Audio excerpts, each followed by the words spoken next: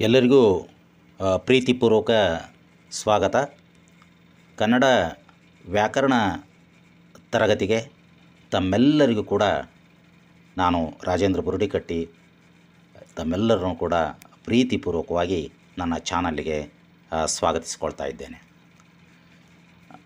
ಸ್ನೇಹಿತರೆ, ಈಗಾಗಲೇ ತಮಗೆ ಅನೇಕರಿಗೆ ಗೊತ್ತಿದೆ, ನನ್ನ ಈ ಚಾನಲ್ನಲ್ಲಿ ಕನ್ನಡ ವ್ಯಾಕರಣವನ್ನು ಕುರಿತ ಸರಣಿ ವಿಡಿಯೋಗಳು ಈಗ ಬರ್ತಾ ಇವೆ.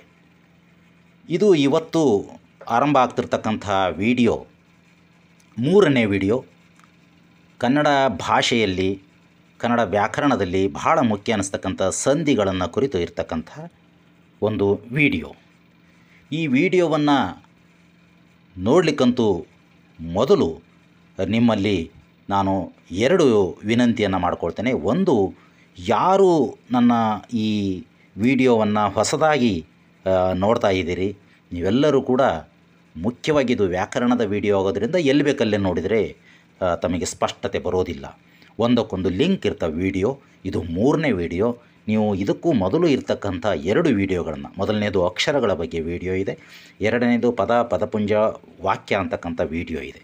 ಆ 2 ವಿಡಿಯೋಗಳನ್ನು ನೋಡಿದ ನಂತರವೇ ಈ ವಿಡಿಯೋವನ್ನು ನೋಡುವುದು ಶೈಕ್ಷಣಿಕ ದೃಷ್ಟಿಯಿಂದ, ಅಭ್ಯಾಸದ ದೃಷ್ಟಿಯಿಂದ ಬಹಳ ಮುಖ್ಯವಾಗಿರ್ತಕ್ಕಂಥದ್ದು. ತಾವು ಯಾರು ಈ ವಿಡಿಯೋವನ್ನು, ಹಿಂದಿನ ವಿಡಿಯೋಗಳನ್ನು ನೋಡಿಲ್ಲ, ಅವರು ನನ್ನ ಚಾನಲ್ಲಿಗೆ ಹೋಗಿ, ಯಾವ ಚಾನಲ್ಲು ಅಂತ ಹೇಳ್ತೇನೆ, ಹೋಗಿ ಅಲ್ಲಿ ನೀವು ಆ ವಿಡಿಯೋಗಳನ್ನು ನೋಡಿಕೊಂಡು ಈ ಸಂಧಿಗಳನ್ನು ಕುರಿತ ವಿಡಿಯೋವನ್ನು ನೋಡೋದು ಸೂಕ್ತ. ನಾನು ಮೊದಲೇ ಹೇಳಿದ್ದೇನೆ, ವಿದ್ಯಾರ್ಥಿಗಳಾದರೆ ವಿಶೇಷವಾಗಿ ನೀವು ಒಂದು ಸಾರಿ ವಿಡಿಯೋ ನೋಡಿ 2ನೇ ಸಾರಿ ನಿಲ್ಲಿಸ್ತಾ ನೋಟ್ಸ್ ಮಾಡ್ಕೊಳ್ಳಿ. ಆಮೇಲೆ ನೀವು ಡೌಟ್ಸ್ ಇದ್ದರೆ ಕಮೆಂಟ್ ಬಾಕ್ಸ್ನಲ್ಲಿ ತಾವು ತಮ್ಮ ಅಭಿಪ್ರಾಯವನ್ನು, ತಮ್ಮ ಡೌಟ್ಸನ್ನು ತಾವು ಬರೀಬಹುದು. ಅದಕ್ಕೆ ನಾನು ಸೂಕ್ತ ಅನಿಸಿದರೆ ಆನ್ಸರ್ ಮಾಡ್ತಕ್ಕಂಥ ಪ್ರಯತ್ನವನ್ನು ಮಾಡ್ತೇನೆ. ಎರಡನೆಯದು, ಈ ವ್ಯಾಕರಣದ ವಿಡಿಯೋಗಳು ಮುಖ್ಯವಾಗಿ ಭಾಷೆಯನ್ನು ಕುರಿತಿರ್ತಕ್ಕಂಥ ವ್ಯಾಕರಣ, ಛಂದಸ್ಸು, ಈ ರೀತಿಯ ವಿಡಿಯೋಗಳು ನನ್ನ ಚಾನಲ್, ಅದಕ್ಕಾಗಿ ಇರ್ತಕ್ಕಂಥ ರಾಬಲೈನ್ಸ್ ಅಂತಕ್ಕಂಥ ಚಾನಲ್ ಏನಿದೆ, Rajendra Burudikatti language and information centre ಅಂತಕ್ಕಂಥ ಚಾನಲ್ ಇದೆ. ಆ ಚಾನಲ್ಲಿಗೆ ನೀವು ಯೂಟ್ಯೂಬ್ನಲ್ಲಿ ಹೋಗಿ ರಾಬಲೈನ್ಸ್ ಅಂತ ಕೊಟ್ಟರೆ ಅಥವಾ ರಾಜೇಂದ್ರ ಬುರುಡಿಕಟ್ಟಿ ಅಂತ ಕೊಟ್ಟರು ಕೂಡ ನನ್ನ ಚಾನಲ್ ಓಪನ್ ಆಗ್ತದೆ. ಆ ಚಾನಲ್ಲಿಗೆ ಹೋಗಿ ನೀವು ಮೊದಲನೇದಾಗಿ ಸಬ್ಸ್ಕ್ರೈಬ್ ಮಾಡ್ಕೊಳ್ಳಿ. ಸಬ್ಸ್ಕ್ರೈಬ್ ಮಾಡ್ಕೊಂಡು ನಂತರ ಅಲ್ಲಿರ್ತಕ್ಕಂಥ ಬೆಲ್ ಬಟನನ್ನು ಒತ್ತಿದರೆ ನಾನು ಈ ಬಗ್ಗೆ ಮಾಡ್ತಿರ್ತಕ್ಕಂಥ ಎಲ್ಲ ವಿಡಿಯೋಗಳ ನೋಟಿಫಿಕೇಷನ್ ತಮಗೆ ಬರ್ತದೆ. ಆ ಹಿನ್ನೆಲೆಯಲ್ಲಿ ನೀವೆಲ್ಲರೂ ಕೂಡ ಚಾನಲಿಗೆ ಸಬ್ಸ್ಕ್ರೈಬ್ ಮಾಡ್ಕೊಳ್ಬೇಕು ಅಂಥೇಳಿ ತಮ್ಮಲ್ಲಿ ವಿನಂತಿಯನ್ನು ಮಾಡ್ಕೊಳ್ತೇನೆ. ಬನ್ನಿ ಇವತ್ತಿನ ವಿಡಿಯೋವನ್ನು ಶುರು ಮಾಡೋಣ. ನಾನೀಗಾಗಲೇ ಹೇಳಿದೆ, ಇವತ್ತಿನ ಕಾಂಟೆಂಟ್ ಇರತಕ್ಕಂಥದ್ದು ಸಂಧಿಗಳನ್ನು ಕುರಿತು. ಏನು ಸಂಧಿಗಳು ಅಂದರೆ ಏನು, ಸಂಧಿಗಳಲ್ಲಿ ಎಷ್ಟು ವಿಧಗಳಿದೆ, ಸಂಧಿಗಳು ಹೇಗೆ ರಚನೆ ಆಗ್ತವೆ, ಈ ಎಲ್ಲ ಅಂಶಗಳನ್ನು ಈ ವಿಡಿಯೋದಲ್ಲಿ ಕವರ್ ಮಾಡಿದ್ದೇನೆ. ನೀವೆಲ್ಲರೂ ಕೂಡ, ಇದು ಶಿಕ್ಷಣದ ವಿಡಿಯೋ ಆಗೋದ್ರಿಂದ ಸ್ವಲ್ಪ ದೊಡ್ಡ ವಿಡಿಯೋಗಳೇ ಇರ್ತವೆ. ನೀವೆಲ್ಲರೂ ಕೂಡ ಭಾಳ ತಾಳ್ಮೆಯಿಂದ ಈ ವಿಡಿಯೋವನ್ನು ನೋಡ್ತೀರಿ ಮತ್ತು ಇಲ್ಲಿರ್ತಕ್ಕಂಥ ಅಂಶಗಳನ್ನು ಮನನ ಮಾಡ್ಕೊಳ್ತೀರಿ ಅಂಥೇಳಿ ನಾನು ಭಾವಿಸ್ತಾ ಈ ವಿಡಿಯೋದ ವಿಷಯವನ್ನು ಪ್ರಾರಂಭ ಮಾಡ್ತಾ ಇದ್ದೇನೆ. ಸಂಧಿಗಳು. ಏನು ಸಂಧಿಗಳು ಅಂದರೆ, ನೀವು ಈಗಾಗಲೇ ಸಂಧಿಗಳು ಮತ್ತು ಸಮಾಸಗಳು ಅಂತಕ್ಕಂತಹ 2 ಪದಗಳನ್ನು ನೀವು ಕೇಳಿರಲಿಕ್ಕೆ ಸಾಧ್ಯತೆ ಇದೆ. ಬಹಳಷ್ಟು ವಿದ್ಯಾರ್ಥಿಗಳು ವಿಶೇಷವಾಗಿ ಈ ಸಂಧಿ ಸಮಾಸಗಳ ಬಗ್ಗೆ ಅದರ ಬದಲು ಇದು, ಇದರ ಬದಲು ಅದು ಕನ್ಫ್ಯೂಷನ್ ಮಾಡ್ಕೊಳ್ತೀರಿ. ಸೊ ಇಲ್ಲಿ ನಾನು ಸ್ಪಷ್ಟಪಡಿಸ್ತೇನೆ, ಸಂಧಿ ಅಂತಕ್ಕಂಥದ್ದು ಯಾವುದು, ಸಮಾಸ ಅನಿಸ್ತಕ್ಕಂಥದ್ದು ಯಾವುದು. ಸಂಧಿ ಅನ್ನೋದು ಯಾವಾಗಲೂ ಅಕ್ಷರಗಳ ಮಧ್ಯೆ ನಡೀತಕ್ಕಂಥ ಒಂದು ಭಾಷಾ ಪ್ರಕ್ರಿಯೆ. ಸಮಾಸ ಶಬ್ದಗಳ ನಡುವೆ ನಡೀತಿರ್ತಕ್ಕಂಥ ಒಂದು ಪ್ರಕ್ರಿಯೆ. ಅಂದರೆ ಸಂಧಿ ಅನ್ನೋದು ಯಾವಾಗಲೂ ಅಕ್ಷರಗಳ ಮಧ್ಯೆ ನಡೀತಕ್ಕಂಥ ಒಂದು ಭಾಷಾ ಪ್ರಕ್ರಿಯೆ ಅಂತಕ್ಕಂಥದ್ದು ನಿಮಗೆ ಗಮನ ಇರಲಿ. ನೋಡಿ, ಸಂಧಿಗಳು ಅಂದರೆ ಏನು? ಸಂಧಿಯ ವ್ಯಾಖ್ಯೆಯನ್ನು ನಾವು ಸಾಮಾನ್ಯವಾಗಿ ಹೀಗೆ ಹೇಳ್ತೀವಿ: 2 ವರ್ಣಗಳು ಕಾಲ ವಿಳಂಬವಿಲ್ಲದೆ ಸೇರುವುದಕ್ಕೆ ಸಂಧಿ ಎನ್ನುವರು. ಇದು ಸಂಸ್ಕೃತದ ಸ್ವಲ್ಪ ಭಾಷೆಗಳ ಶಬ್ದಗಳಲ್ಲಿ ಸೇರಿಕೊಂಡಿದ್ದಾವೆ. 2 ವರ್ಣಗಳು ಅಂದರೆ 2 ಅಕ್ಷರಗಳು, ಕಾಲ ವಿಳಂಬವಿಲ್ಲದೆ ಸೇರುವುದಕ್ಕೆ ಸಂಧಿ ಎನ್ನುವರು. ಅಂದರೆ ಸಂಧಿ ಅನ್ನೋದು ಈಗಾಗಲೇ ನಾನು ಹೇಳಿದೆ, ಅಕ್ಷರಗಳ ಮಧ್ಯೆ ನಡೀತಕ್ಕಂಥ ಒಂದು ಪ್ರಕ್ರಿಯೆ ಅಂತ. ಇಲ್ಲಿ ನೋಡಿ, ಉದಾಹರಣೆಯನ್ನು ನೋಡಿ. ಹೊಲ ಪ್ಲಸ್ ಅನ್ನು, ಹೊಲವನ್ನು. ಏನೋ ವ್ಯತ್ಯಾಸ ಆಗಿದೆ. ಹೊಲ ಅನ್ನು ಹಾಗೆಯೇ ಬರೆದಿಲ್ಲ, ಅಲ್ಲಿ ಏನೋ ಒಂದು ಹೊಸದಾಗಿ ಬಂದಿದೆ ನೋಡಿ. ಇಲ್ಲಿ ಇಲ್ಲ, ಈ ಕಡೆ ಬಂದಿದೆ. ಈ ಕಡೆ ನೋಡಿ ಜಗತ್ ಪ್ಲಸ್ ಜ್ಯೋತಿ, ಜಗಜ್ಯೋತಿ ಬರೀಬೇಕಾದ್ರೆ ಇಲ್ಲಿ ಜೋ ಬರೆಯೋದಕ್ಕೂ ಅಲ್ಲಿ ಜೋ ಬರೆಯೋದಕ್ಕೂ ವ್ಯತ್ಯಾಸ ಇದೆ ನೋಡಿ. ಹೌದಾ? ಏನೋ ವ್ಯತ್ಯಾಸ ಆಗಿದೆಯಲ್ಲ ಅಕ್ಷರ. ಸಿದ್ಧ ಪ್ಲಸ್ ಔಷಧ, ಸಿದ್ಧೌಷಧ. ಇಲ್ಲಿ ನೋಡಿ ಈ ಕಡೆಗೆ 5 ಅಕ್ಷರ ಅದಾವೆ, ಆ ಕಡೆಗೆ ಹೋದ ತಕ್ಷಣ 4 ಅಕ್ಷರ ಆಗಿಬಿಟ್ಟಿದ್ದಾವೆ. ಹಿಂಗೇನೋ ಅಕ್ಷರಗಳ ಮಧ್ಯೆ ಅದು ಅಕ್ಷರ ಬಿಟ್ಟು ಹೋಗೋದಿರ್ತದೆ, ಬಂದು ಸೇರೋದಿರ್ತದೆ, ಅಥವಾ ಒಂದು ಅಕ್ಷರ ಹೋಗಿ ಇನ್ನೊಂದು ಅಕ್ಷರ ಬರೋದಿರ್ತದೆ, ಅಕ್ಷರ ವ್ಯತ್ಯಾಸ ಆಗೋದಿರ್ತದೆ. ಹೀಗೆ ಏನೇ ಆದರೂ ಅಕ್ಷರಗಳ ಮಧ್ಯೆ ನಡೀತಕ್ಕಂಥ ಒಂದು ಕ್ರಿಯೆ, 2 ವರ್ಣಗಳು 2 ಅಕ್ಷರಗಳು ಕಾಲ ವಿಳಂಬವಿಲ್ಲದೆ ಸೇರುವುದಕ್ಕೆ ಸಂಧಿ ಅಂತಾರೆ. ಹಾಗಾದರೆ ಸಂಧಿ ಅಂದರೆ ಏನು ಅಂತ ತಿಳ್ಕೊಂಡ್ವಿ ನಾವು. ಈ ಸಂಧಿ ಕಾರ್ಯದಲ್ಲಿ ಬಹಳ ಮುಖ್ಯವಾಗಿ ಬಳಕೆಯಾಗ್ತಕ್ಕಂಥ ಕೆಲವು ಪದಗಳಿದ್ದಾವೆ. ಅವಕ್ಕೆ ನಾವು ಏನೋ ವಿಶೇಷವಾಗಿರ್ತಕ್ಕಂಥ ಏನು ಪದಗಳಿರ್ತವೆ, ಒಂದೊಂದು ಪಾರಿಭಾಷಿಕ ಪದಗಳು ಅಂತ ಕರೀತಾರೆ ಅವುಗಳನ್ನು. ಅಂದರೆ ಒಂದು ವಿಷಯವನ್ನು ಚರ್ಚೆ ಮಾಡುವಾಗ ಆ ಪದಗಳ ಬಳಕೆ ಆಗ್ತದೆ, ಅವಕ್ಕೆ ಪಾರಿಭಾಷಿಕ ಪದ ಅಂತ ಹೇಳ್ತಾರೆ. ಆ ಪಾರಿಭಾಷಿಕ ಪದಗಳು ಯಾವುವು ನೋಡಿ. ಸಂಧಿ ಕಾರ್ಯ ನಡಿಬೇಕಾದ್ರೆ, ಸಂಧಿಗಳ ಬಗ್ಗೆ ಚರ್ಚೆ ನಡಿಬೇಕಾದಾಗ ನಾವು ಪದೇ ಬಳಸ್ತಕ್ಕಂಥ ಪದಗಳು ಇವು: ಸಂಧಿ, ಪೂರ್ವ ಪದ, ಉತ್ತರ ಪದ, ಸಂಧಿ ಪದ. ಅಂದರೆ ಸಂಧಿಯನ್ನು ಚರ್ಚೆ ಮಾಡುವಾಗ ಪದೇ ಬಳಕೆ ಆಗ್ತಕ್ಕಂಥ ಪದಗಳು ಪೂರ್ವ ಪದ, ಉತ್ತರ ಪದ ಮತ್ತು ಸಂಧಿ ಪದ. ಈ ಪೂರ್ವ ಪದ ಅಂದ್ರೇನು, ಉತ್ತರ ಪದ ಅಂದ್ರೇನು, ಸಂಧಿ ಪದ ಅಂದ್ರೇನು, ಅವು ಎಲ್ಲಿರ್ತವೆ, ಅದನ್ನು ಬರೀಬೇಕಾದ್ರೆ ಗೊತ್ತಿಡಿಯೋದು ಹೇಗೆ ಅಂತಕ್ಕಂಥದ್ದನ್ನು ನೋಡೋಣ. ನೋಡಿ, ಈ 3 ಪದಗಳು ಹೇಗೆ. ಪೂರ್ವ ಪದ ಇಲ್ಲಿ ಉದಾಹರಣೆ ಕೊಟ್ಟಿದ್ದೀನಿ: ಊರು ಪ್ಲಸ್ ಅಲ್ಲಿ, ಊರಲ್ಲಿ. ದೇವ ಪ್ಲಸ್ ಆಲಯ, ದೇವಾಲಯ. ಇಲ್ಲಿ ನಾನು ಬಾಣಗುರುತಿನಲ್ಲಿ ತೋರಿಸಿದ್ದೇನೆ ಪೂರ್ವ ಪದ. ಇವು ಮೊದಲನೇ ಪದಗಳು ಏನಿದ್ದಾವೆ ಇವು ಪೂರ್ವ ಪದ. ನಂತರ ಬರೆದಿರ್ತಕ್ಕಂಥ ಪದಗಳು ಉತ್ತರ ಪದ. ಕೂಡಿಸಿ ಬರೆದಿರ್ತಕ್ಕಂಥ ಪದಗಳು ಸಂಧಿ ಪದಗಳು. ನೀವು ಕನ್ಫ್ಯೂಷನ್ ಮಾಡ್ಕೋಬಾರ್ದು. ಪೂರ್ವ ಅಂತ ಇದ್ರೆ ಇಲ್ಲಿ ಪಶ್ಚಿಮ ಅಂತ ಇರ್ಬೋದಾಗಿತ್ತು, ಅಥವಾ ಇಲ್ಲಿ ಉತ್ತರ ಇದ್ದದಕ್ಕೆ ಇಲ್ಲಿ ದಕ್ಷಿಣ ಇರ್ಬೋದಾಗಿತ್ತು. ನೋಡಿ, ಪೂರ್ವ ಮತ್ತು ಉತ್ತರ ಅನ್ನೋದು ಇವಕ್ಕೆ ಕೇವಲ ಇದು ದಿಕ್ಕಿನ ಹೆಸರಾಗಿ ಇಲ್ಲಿ ಬಳಕೆ ಆಗಿಲ್ಲ. ಪೂರ್ವ ಅನ್ನೋದಕ್ಕೆ ಒಂದು ದಿಕ್ಕಿನ ಹೆಸರು ಹೌದು, ಹಿಂದಿನ, ಮೊದಲಿನ, ಈ ಪೂರ್ವಜರು ಅಂತ ಕೇಳ್ತೀವಿ ಅಲ್ವಾ, ಹಿಂದಿನ, ಮೊದಲಿನ ಅಂತ ಅರ್ಥ. ಅದೇ ರೀತಿ ಉತ್ತರ ಅಂದರೆ ನಂತರದ ಅಂತ, ದಿಕ್ಕಲ್ಲ, ಇಲ್ಲಿ ನಂತರದ. ಇಲ್ಲಿ ಹಾಗಾದರೆ ಪೂರ್ವ ಪದ ಉತ್ತರ ಪದ ಅಂದರೆ ನೀವಿಷ್ಟೇ, ಭಾಳಷ್ಟು ಕನ್ಫ್ಯೂಷನ್ ಮಾಡ್ಕೋಬಾರ್ದು. ಪೂರ್ವ ಪದ ಮೊದಲಿಗೆ ಬಂದರೆ ಪೂರ್ವ ಪದ, ನಂತರ ಬರೋದು ಉತ್ತರ ಪದ, ಕೂಡಿಸಿ ಬರೆದದ್ದು ಸಂಧಿ ಪದ.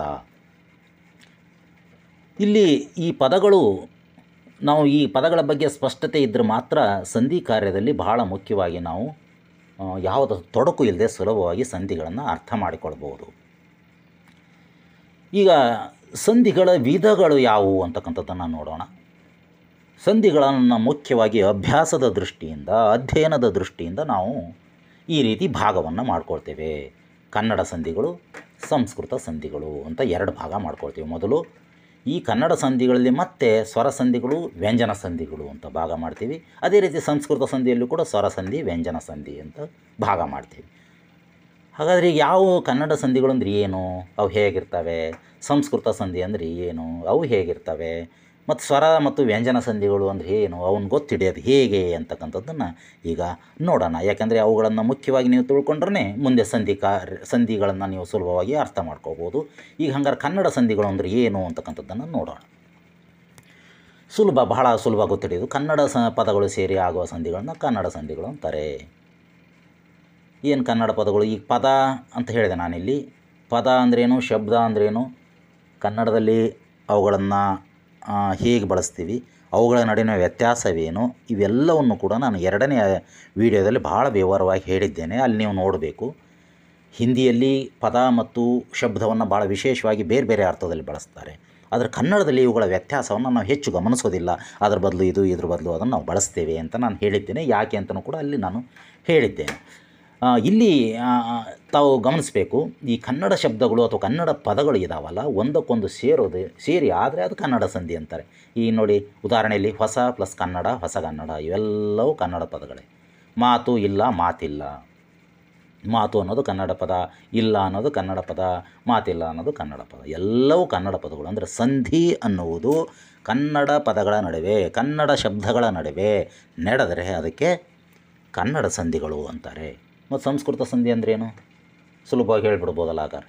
ಸಂಸ್ಕೃತ ಪದಗಳ ನಡುವೆ ನಡೆದರೆ ಸಂಸ್ಕೃತ ಸಂಧಿ ಅಂತಾರೆ ಅಂತ ಅಲ್ವಾ. ನೋಡೋಣ. ಸಂಧಿ ಕಾರ್ಯವು ಸಂಸ್ಕೃತ ಸಂಧಿಗಳ ನಡುವೆ ಆಗಿದ್ದರೆ, ಸಂಸ್ಕೃತ ಸಂಧಿಗಳ ನಡುವೆ ಅಲ್ಲ, ತಪ್ಪಾಗಿದೆ, ಅಲ್ಲಿ ಸಂಸ್ಕೃತ ಶಬ್ದಗಳ ನಡುವೆ ಅಥವಾ ಸಂಸ್ಕೃತ ಪದಗಳ ನಡುವೆ ಅಂತ ಆಗಬೇಕು. ಆ ತಪ್ಪಾಗಿದೆ, ಅದನ್ನ ನೀವು ಹಾಗೆ ಬರ್ಕೋಬೇಡಿ, ತಿದ್ದಿ ಬರ್ಕೊಳ್ಳಿ. ಸಂಧಿ ಕಾರ್ಯವು ಸಂಸ್ಕೃತ ಪದಗಳ ನಡುವೆ ಆಗಿದ್ದರೆ ಅದನ್ನು ಸಂಸ್ಕೃತ ಸಂಧಿಗಳು ಎನ್ನುವರು. ಇಲ್ಲಿ ನೋಡಿ, ಶಿವ ಪ್ಲಸ್ ಆಲಯ ಶಿವಾಲಯ, ದೇವ ಪ್ಲಸ್ ಇಂದ್ರ ದೇವೇಂದ್ರ, ಏಕ ಪ್ಲಸ್ ಏಕ ಏಕೈಕ, ಅತಿ ಪ್ಲಸ್ ಅಂತ ಅತ್ಯಂತ, ದಿಕ್ ಪ್ಲಸ್ ಅಂತ ದಿಗಂತ. ಇವೆಲ್ಲವೂ ಕೂಡ ಸಂಸ್ಕೃತ ಪದಗಳು. ಸಂಸ್ಕೃತ ಪದಗಳ ನಡುವೆ ಸಂಧಿಗಳು ಆಗಿರೋದ್ರಿಂದ ಒಂದು ಸಂಸ್ಕೃತ ಸಂಧಿಗಳು ಅಂತ ಕರೀತಾರೆ. ನಿಮಗೆ ಸಣ್ಣ ಸಮಸ್ಯೆ ಏನು ಅಂದರೆ, ಈಗ ಕನ್ನಡ ಪದ ಯಾವುದು, ಇಂಗ್ಲೀಷ್ ಪದ ಯಾವುದು ಅಂತ ನೀವು ಸುಲಭವಾಗಿ ಗೊತ್ತಿಡಿಬೋದು. ಆದರೆ ಕನ್ನಡ ಪದ ಯಾವುದು, ಸಂಸ್ಕೃತ ಪದ ಯಾವುದು ಅಂತ ಗೊತ್ತಿಡಿಯೋದು ಒಂದಿಷ್ಟು ಕಷ್ಟದ ಕೆಲಸ. ಯಾಕೆ ಕಷ್ಟ ಅಂದರೆ, ಆ ಸಂಸ್ಕೃತ ಪದಗಳು ಕನ್ನಡ ಭಾಷೆಯಲ್ಲಿ ಕನ್ನಡ ಪದಗಳೇ ಅನ್ನೋ ರೀತಿಯಲ್ಲಿ ಬಳಕೆ ಆಗ್ತವೆ. ಶಿವ ಅನ್ನೋದು ಸಂಸ್ಕೃತ ಪದ ಅಂತ ಇಲ್ಲಿ ಹೇಳಿದ ಮೇಲೆ ಅನೇಕ ಜನರಿಗೆ ಗೊತ್ತಾಗೋದಿಲ್ಲ, ಅದು ಕನ್ನಡದಲ್ಲಿ ಬಳಕೆ ಇದೆ. ದೇವ ಅದು ಕೂಡ ಬಳಕೆ ಇದೆ, ಇಂದ್ರ, ಆಲಯ ಎಲ್ಲವೂ ಕೂಡ ಬಳಕೆ ಇದ್ದಾವೆ. ಹಾಗೆ ಹಿಂದಿನಿಂದಲೂ ಸಂಸ್ಕೃತದಿಂದ ಬಂದಿರತಕ್ಕಂಥ ಅನೇಕ ಪದಗಳು ಕನ್ನಡದಲ್ಲಿ ಲೀಲಾಜಾಲವಾಗಿ ಬಳಕೆ ಆಗಿರೋದ್ರಿಂದ ಅವು ಕನ್ನಡ ಪದಗಳ ರೀತಿಯಲ್ಲೇ ಇದ್ದಾವೆ. ಆದರೆ ಸಂಧಿಯನ್ನು ಕಲಿಯುವಾಗ ನೀವು ಅಭ್ಯಾಸ ಮಾಡ್ತಾ ಹೋದಂಗೆ ಇವು ಯಾವ ಸಂಸ್ಕೃತ ಪದಗಳು, ಯಾವ ಕನ್ನಡ ಪದಗಳು ಅಂತಕ್ಕಂಥದ್ದು ನಿಮಗೆ ಸ್ಪಷ್ಟವಾಗಿ ಅರ್ಥ ಆಗ್ತದೆ. ಮತ್ತು ಸಂಸ್ಕೃತ ಪದಗಳು ಕನ್ನಡ ಪದಗಳನ್ನು ಗೊತ್ತಿಡಲಿಕ್ಕೆ ಕೆಲವು ತಂತ್ರಗಳಿದ್ದಾವೆ, ಅವುಗಳನ್ನು ಆಯಾ ಸಂದರ್ಭಗಳಲ್ಲಿ ನಾನು ಹೇಳ್ತೇನೆ. ಆದ್ದರಿಂದ ಕೆಲವು ಸುಲಭವಾಗಿ ನಾವು ಸಂಸ್ಕೃತ ಪದಗಳನ್ನು ಗೊತ್ತಿಡಿಬೋದು. ಇಲ್ಲಿ ನೀವು ತಿಳ್ಕೋಬೇಕು, ಕನ್ನಡ ಸಂಧಿ ಅಂದ್ರೇನು, ಸಂಸ್ಕೃತ ಸಂಧಿ ಅಂದ್ರೇನು, ಅಷ್ಟನ್ನು ತಿಳ್ಕೊಂಡ್ರೆ ಸಾಕು. ಕನ್ನಡ ಪದಗಳ ಮಧ್ಯ ಸಂಧಿ ಆದರೆ ಕನ್ನಡ ಸಂಧಿಗಳು, ಸಂಸ್ಕೃತ ಪದಗಳ ಮಧ್ಯ ಸಂಧಿ ಆದರೆ ಸಂಸ್ಕೃತ ಸಂಧಿಗಳು. ಇನ್ನು ಈ ಎರಡೂ ಕನ್ನಡ ಸಂಧಿಗಳಲ್ಲಿ ಮತ್ತು ಸಂಸ್ಕೃತ ಸಂಧಿಗಳಲ್ಲಿ ಎರಡು ಉಪವಿಭಾಗಗಳನ್ನು ನೋಡಿದ್ವಿ. ಯಾವುವು? ಸ್ವರ ಸಂಧಿಗಳು ಮತ್ತು ವ್ಯಂಜನ ಸಂಧಿಗಳು. ಈ ಸ್ವರ ಸಂಧಿಗಳು ಅಂತಕ್ಕಂಥವು ಕನ್ನಡ ಸಂಧಿಯಲ್ಲಿ ಇದ್ದಾವೆ, ಸಂಸ್ಕೃತದಲ್ಲಿ ಇದ್ದಾವೆ. ವ್ಯಂಜನ ಸಂಧಿ ಅನ್ನೋ ಕನ್ನಡದಲ್ಲಿ ಇದ್ದಾವೆ, ಸಂಸ್ಕೃತದಲ್ಲಿ ಇದ್ದಾವೆ. ಏನವು ಹಾಗಂದ್ರೆ ಏನು ನೋಡೋಣ. ಸ್ವರ ಸಂಧಿಗಳು ಪೂರ್ವ ಪದದ ಕೊನೆಯಲ್ಲಿ ಮತ್ತು ಉತ್ತರ ಪದದ ಆರಂಭದಲ್ಲಿ ಸ್ವರಗಳೇ ಇದ್ದರೆ ಅದು ಸ್ವರ ಸಂಧಿ. ವ್ಯಾಖ್ಯೆ ಏನಪ್ಪ? ಪೂರ್ವ ಪದದ ಕೊನೆಯಲ್ಲಿ ಮತ್ತು ಉತ್ತರ ಪದದ ಆರಂಭದಲ್ಲಿ. ನಾನು ಹೇಳಿದೆ ಪೂರ್ವ ಪದ ಅಂದರೆ ಅದು, ಉತ್ತರ ಪದ ಅಂದರೆ ಯಾವುದು ಅಂತ ನೀವು ಮೊದಲು ಅರ್ಥ ಮಾಡ್ಕೋಬೇಕು, ತಿಳ್ಕೋಬೇಕು. ಅದನ್ನು ತಿಳ್ಕೊಳ್ಳಿದ್ರೆ ಆಗಲ್ಲ. ಈಗ ಬಂದುಬಿಡ್ತು ನೋಡಿ, ಪೂರ್ವ ಪದದ ಕೊನೆಯಲ್ಲಿ ಮತ್ತು ಉತ್ತರ ಪದದ ಆರಂಭದಲ್ಲಿ ಸ್ವರಗಳೇ ಇದ್ದರೆ ಅದು ಸ್ವರ ಸಂಧಿ. ನಾನು ಹೇಳಿದೆ ಪೂರ್ವ ಪದ ಅಂದರೆ ಆರಂಭದಲ್ಲಿರ್ತಕ್ಕಂಥ ಪದ, ಉತ್ತರ ಪದ ಅಂದರೆ ನಂತರ ಇರ್ತಕ್ಕಂಥ ಪದ. ಇಲ್ಲಿ ಸ್ವರಗಳೇ ಎದುರು ಬದರಾಗಬೇಕು, ಒಂದಕ್ಕೊಂದು ಸಂಧಿ ಆಗಬೇಕು ಅಂತ. ನೋಡಿ, ಇಲ್ಲಿ ಸಂಧಿ ಅಂದರೆ ಕೂಡೋದು. ಮಾತು, ಈ ತು ಅನ್ನೋದು ಎಂಥ ಅಕ್ಷರ ಅಂತಕ್ಕಂಥದ್ದು ನಾನು 1ನೇ ವಿಡಿಯೋದಲ್ಲಿ, 1ನೇ ಅಧ್ಯಾಯದ ವಿಡಿಯೋದಲ್ಲಿ ಹೇಳಿದ್ದೇನೆ. ಇದು ಒಂದು ಗುಣಿತಾಕ್ಷರ, ಮೂಲಾಕ್ಷರ ಅಲ್ಲ. ಗುಣಿತಾಕ್ಷರ ಹೇಗಾಗ್ತದೆ ಅಂತಲೂ ಅಲ್ಲಿ ಹೇಳಿದ್ದೇನೆ ನಾನು. ಒಂದು ವ್ಯಂಜನಕ್ಕೆ ಒಂದು ಸ್ವರ ಸೇರಿ ಗುಣಿತಾಕ್ಷರ ಆಗ್ತದೆ. ಇಲ್ಲಿ ಒಂದು ವ್ಯಂಜನ ಥ ಅಂತಕ್ಕಂಥ ಒಂದು ವ್ಯಂಜನಕ್ಕೆ ಉ ಅಂತಕ್ಕಂಥ ಒಂದು ಸ್ವರ ಸೇರಿ ಇದು ತು ಆಗಿದೆ. ನಾವು ಸಂಧಿಯ ಸಂದರ್ಭದಲ್ಲಿ ಗುಣಿತಾಕ್ಷರವನ್ನು ಲೆಕ್ಕಕ್ಕೆ ತೆಗೆದುಕೊಳ್ಳುವುದಿಲ್ಲ. ಅದರಲ್ಲಿ ಇರ್ತಕ್ಕಂಥ ಸ್ವರವನ್ನು ಮಾತ್ರ, ಸ್ವರ ಅಂದರೆ ಕೊನೆಗೆ ಇರ್ತಕ್ಕಂಥ ಅಕ್ಷರವನ್ನು ನಾವು ಲೆಕ್ಕಕ್ಕೆ ತೆಗೆದುಕೊಳ್ತೀವಿ. ಸ್ವರ, ವ್ಯಂಜನ ಏನೇ ಇರ್ಬೋದು. ಇಲ್ಲೇನಿದೆ, ಈ ತು ಅನ್ನುವುದರಲ್ಲಿ ಥಕ್ಕೆ ಉ ಸೇರಿದೆ. ನಾವು ಥ ಲೆಕ್ಕಕ್ಕೆ ತೆಗೆದುಕೊಳ್ಬೇಕೋ ಉ ಲೆಕ್ಕಕ್ಕೆ ತೆಗೆದುಕೊಳ್ಬೇಕು ಅಂದರೆ ಉ ತೆಗೆದುಕೊಳ್ಬೇಕು. ಯಾಕೆ ಅಂದರೆ ಉ ಅನ್ನೋದು ಈ ಪ್ಲಸ್ ಇದೆಯಲ್ಲ, ಪೂರ್ವ ಪದದ ಕೊನೆಗೆ ಇರ್ತಕ್ಕಂಥದ್ದು, ಅದು ಸಂಧಿಗೆ ಲೆಕ್ಕ ತಗೋಬೇಕು. ಥ ಉ ತು ಆಗಿರ್ತದೆ, ಉ ಅನ್ನು ಲೆಕ್ಕಕ್ಕೆ ತೆಗೆದುಕೊಳ್ಬೇಕು. ಇಲ್ಲಿ ಇಲ್ಲ ಅನ್ನೋದರಲ್ಲಿ ಈ ಫಸ್ಟಿಗೆ ಬರ್ತದೆ, ಹಾಗಾಗಿ ಈ ತೆಗೆದುಕೊಳ್ಬೇಕು. ಈ ಉ ಮತ್ತು ಈ ಇವುಗಳ ಮಧ್ಯ ಸಂಧಿಯಾಗಿದೆ. ಇವೆರಡೂ ಕೂಡ ಸ್ವರಗಳಾಗಿವೆ. ಆ ಕಾರಣದಿಂದ ಮಾತಿಲ್ಲ ಅಂತಕ್ಕಂಥದ್ದು ಸ್ವರ ಸಂಧಿ. ಕೆಳಗಿನ ಉದಾಹರಣೆಯನ್ನು ನೋಡಿ. ಮೈ ಪ್ಲಸ್ ಅನ್ನು. ಮೈ ಅನ್ನೋದರಲ್ಲಿ ಐ ಇದೆ ಕೊನೆಗೆ, ಅನ್ನು ಅ ಇದೆ. ಮೈ ಅನ್ನು, ಇಲ್ಲಿ ಕೂಡ ಅದ ಮುಂದೆ ಅ ಬಂದಿದೆ. ಆದ್ದರಿಂದ ಇವೆರಡು ಐ ಮತ್ತು ಅ ಇವೆರಡೂ ಕೂಡ ಸ್ವರಗಳು. ಸ್ವರದ ಮುಂದೆ ಸ್ವರ ಬಂದಿದೆ ಅಂದರೆ ಎರಡೂ ಕಡೆಗೂ ಸ್ವರಗಳು ಬಂದರೆ ಅದು ಸ್ವರ ಸಂಧಿ.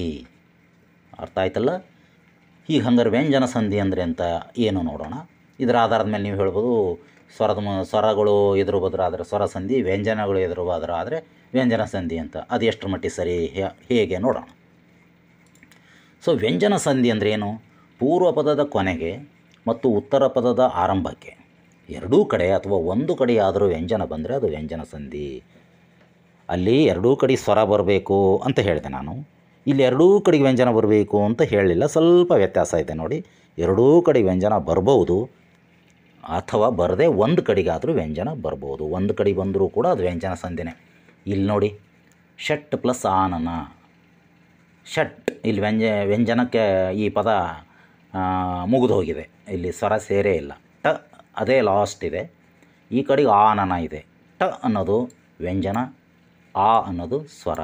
ಅಂದರೆ ಒಂದು ವ್ಯಂಜನಕ್ಕೆ ಸ್ವರ, ವ್ಯಂಜನ ಮತ್ತು ಸ್ವರದ ನಡುವೆ ಸಂಧಿಯಾಗಿದೆ, ಒಂದು ಕಡೆಗೆ ವ್ಯಂಜನ ಇದೆ, ಆದ್ದರಿಂದ ಇದು ವ್ಯಂಜನ ಸಂಧಿ ಷಡಾನನ ಅಂತಕ್ಕಂಥದ್ದು. ಒಂದು ಕಡೆ ವ್ಯಂಜನ ಬಂದಿದೆ. ಕೆಳಗಿನ ನೋಡಿ, ಇನ್ನು ಕಣ್ಣು ಪ್ಲಸ್ ಪನಿ, ಕಣ್ಣು ಣ ಇದೆ, ಪನಿ ಪದಲ್ಲಿ ಯಾಕೆ ತಗೊಂಡಿಲ್ಲ ನಾನು? ಈಗ ಪ ಅನ್ನೋದು ಒಂದು ಗುಣಿತಾಕ್ಷರ ಅಂತಂದರೆ ಪ ಪ್ಲಸ್ ಅಲ್ಲಿ ಹಿಂದಿಂದರಲ್ಲಿ ನಾನು ತಗೊಂಡಿದ್ದೆ, ಇಲ್ಲಿ ಪ ತಗೊಂಡಿದ್ದೀನಿ.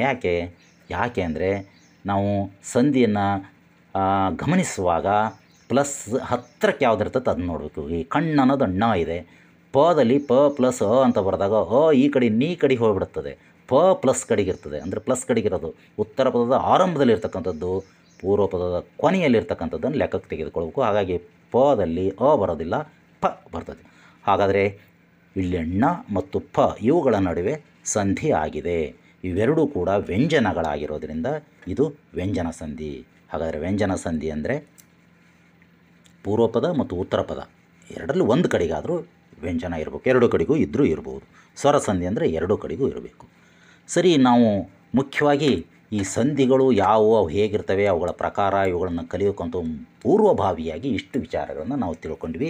ಏನು ಅಂದರೆ ಸಂಧಿ ಅಂದರೆ ಏನು, ಸಮಾಸಕ್ಕೂ ಸಂಧಿಗೂ ವ್ಯತ್ಯಾಸ ಏನು, ಜೊತೆಗೆ ಸಂಧಿ ಪ್ರಕ್ರಿಯೆಯಲ್ಲಿ ಬಳಸ್ತಕ್ಕಂಥ ಭಾಳ ಮುಖ್ಯವಾದ ಪದಗಳು ಪೂರ್ವ ಪದ, ಉತ್ತರ ಪದ ಮತ್ತು ಸಂಧಿ ಪದ ಅಂದರೆ ಏನು.